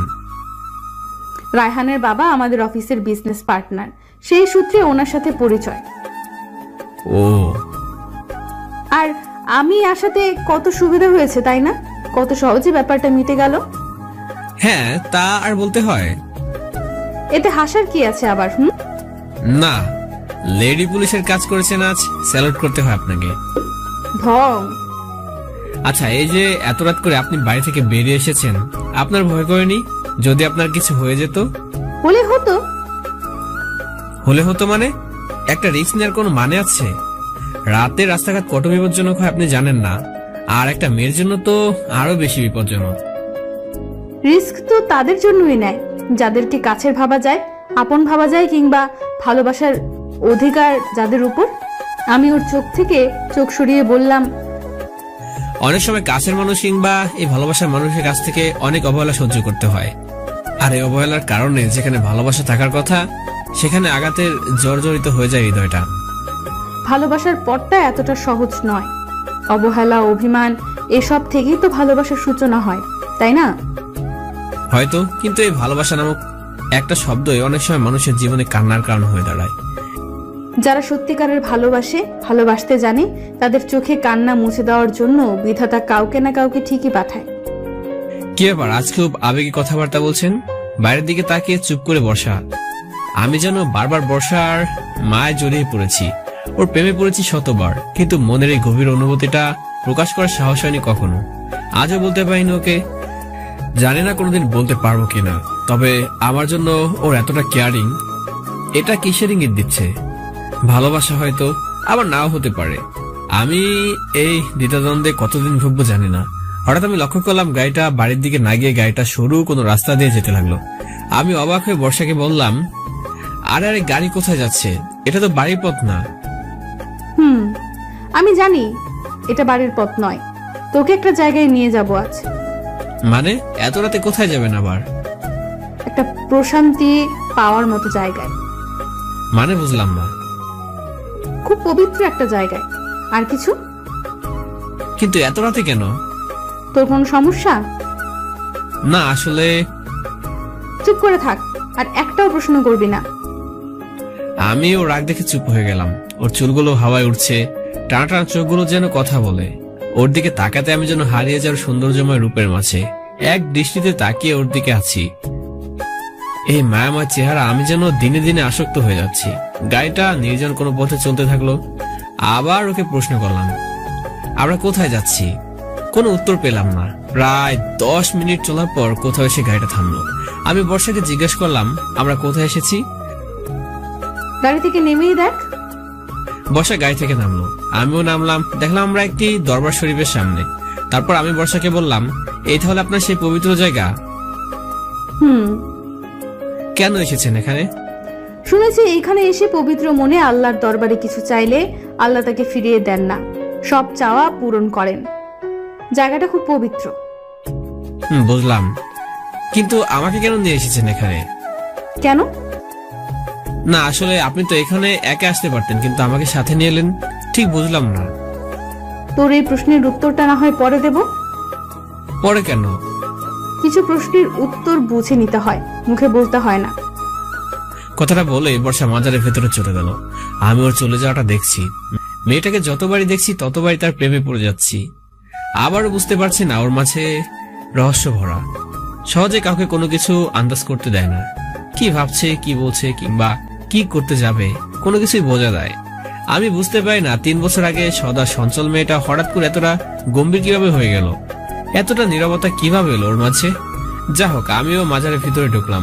বর্ষা গিয়ে মেয়েদের রুজু করার স্থানে উজু করছে, আমিও গিয়ে ছেলেদের রুজু করার স্থানে উজু করে আসলাম। এত রাতে ওই জায়গাটা লোকারণ্য, অনেক মানুষ এখানে। কেউ নামাজ পড়ছে, আবার কেউ মাজার জিয়ারত করছে, কেউ বা 2 হাত তুলে কাঁদছে।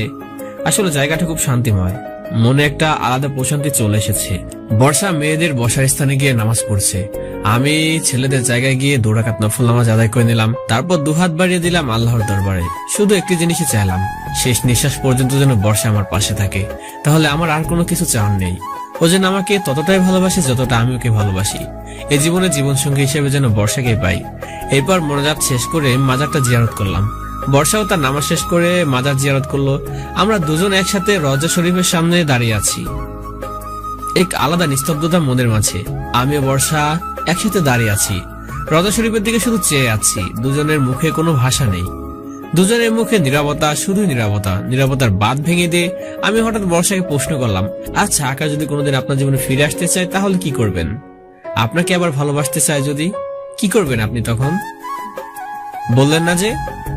জানি না, সেই পরিস্থিতিতে আমার সিদ্ধান্ত কি হবে জানি না। তার মানে আকাশের জন্য আপনার হৃদয় এখনো ভালোবাসা অবশিষ্ট আছে, কিন্তু ভালোবাসার মানুষকে তো ভোলা যায় না। কষ্ট হয়, খুব কষ্ট হয়, কিন্তু ভুলতে তো হবে। সেই হারিয়ে যাওয়া মানুষটা যদি ফিরে আসে জীবনে, গ্রহণ করে নেবেন কি তাকে? জীবনে কখনো কখনো এমন পরিস্থিতির মুখোমুখি হতে হয় যা আমরা কল্পনাও করি না, কিন্তু সেই পরিস্থিতিতে সেই সময়ে যে সিদ্ধান্ত নেওয়া হয় সেটা মানুষের বিবেক থেকে আসে। আশা করি আমার জীবনে যদি কখনো সেই পরিস্থিতির মুখোমুখি হতে হয়, আমি সঠিক সিদ্ধান্ত নিব। আপনি কিন্তু বললেন না। কি? আকাশকে আপনি ভালোবাসেন এখনো? ওর জন্য আমার ভালোবাসা অনেক আগেই মরে গিয়েছে। হৃদয়ে যা আছে তা শুধু ঘৃণা। আপনি এক এক সময় এক এক রকম কথা বলেন, খুব রহস্য করেন আজকাল। বুঝতে পারছি না আপনার চিন্তা ভাবনা কোথায় যাচ্ছে। মানুষের চিন্তাশীলতা তার নিজস্ব, তবে ভালোবাসাটা বোঝার জন্য সেই চিন্তাশীলতাটাও প্রয়োজন, যা ভালোবাসা দিয়ে গড়া। আপনি এমন একজন মানুষ যে চাইলে সুখ আর ভালোবাসা নিজে এসে আপনার কাছে ধরা দেবে। কেন কেন এই কথা বললি? আপনি খুব ভালো, আপনার মনটা তার থেকে আরো অনেক ভালো। তাই নাকি? তবে একটি ব্যাপার আমাকে খুব অবাক করেছে। কি ব্যাপার? 3 বছর আগের বর্ষা আর 3 বছর পর এই বর্ষার মাঝে অনেকটা পরিবর্তন চলে এসেছে। সময় বদলায় অপূর্ব।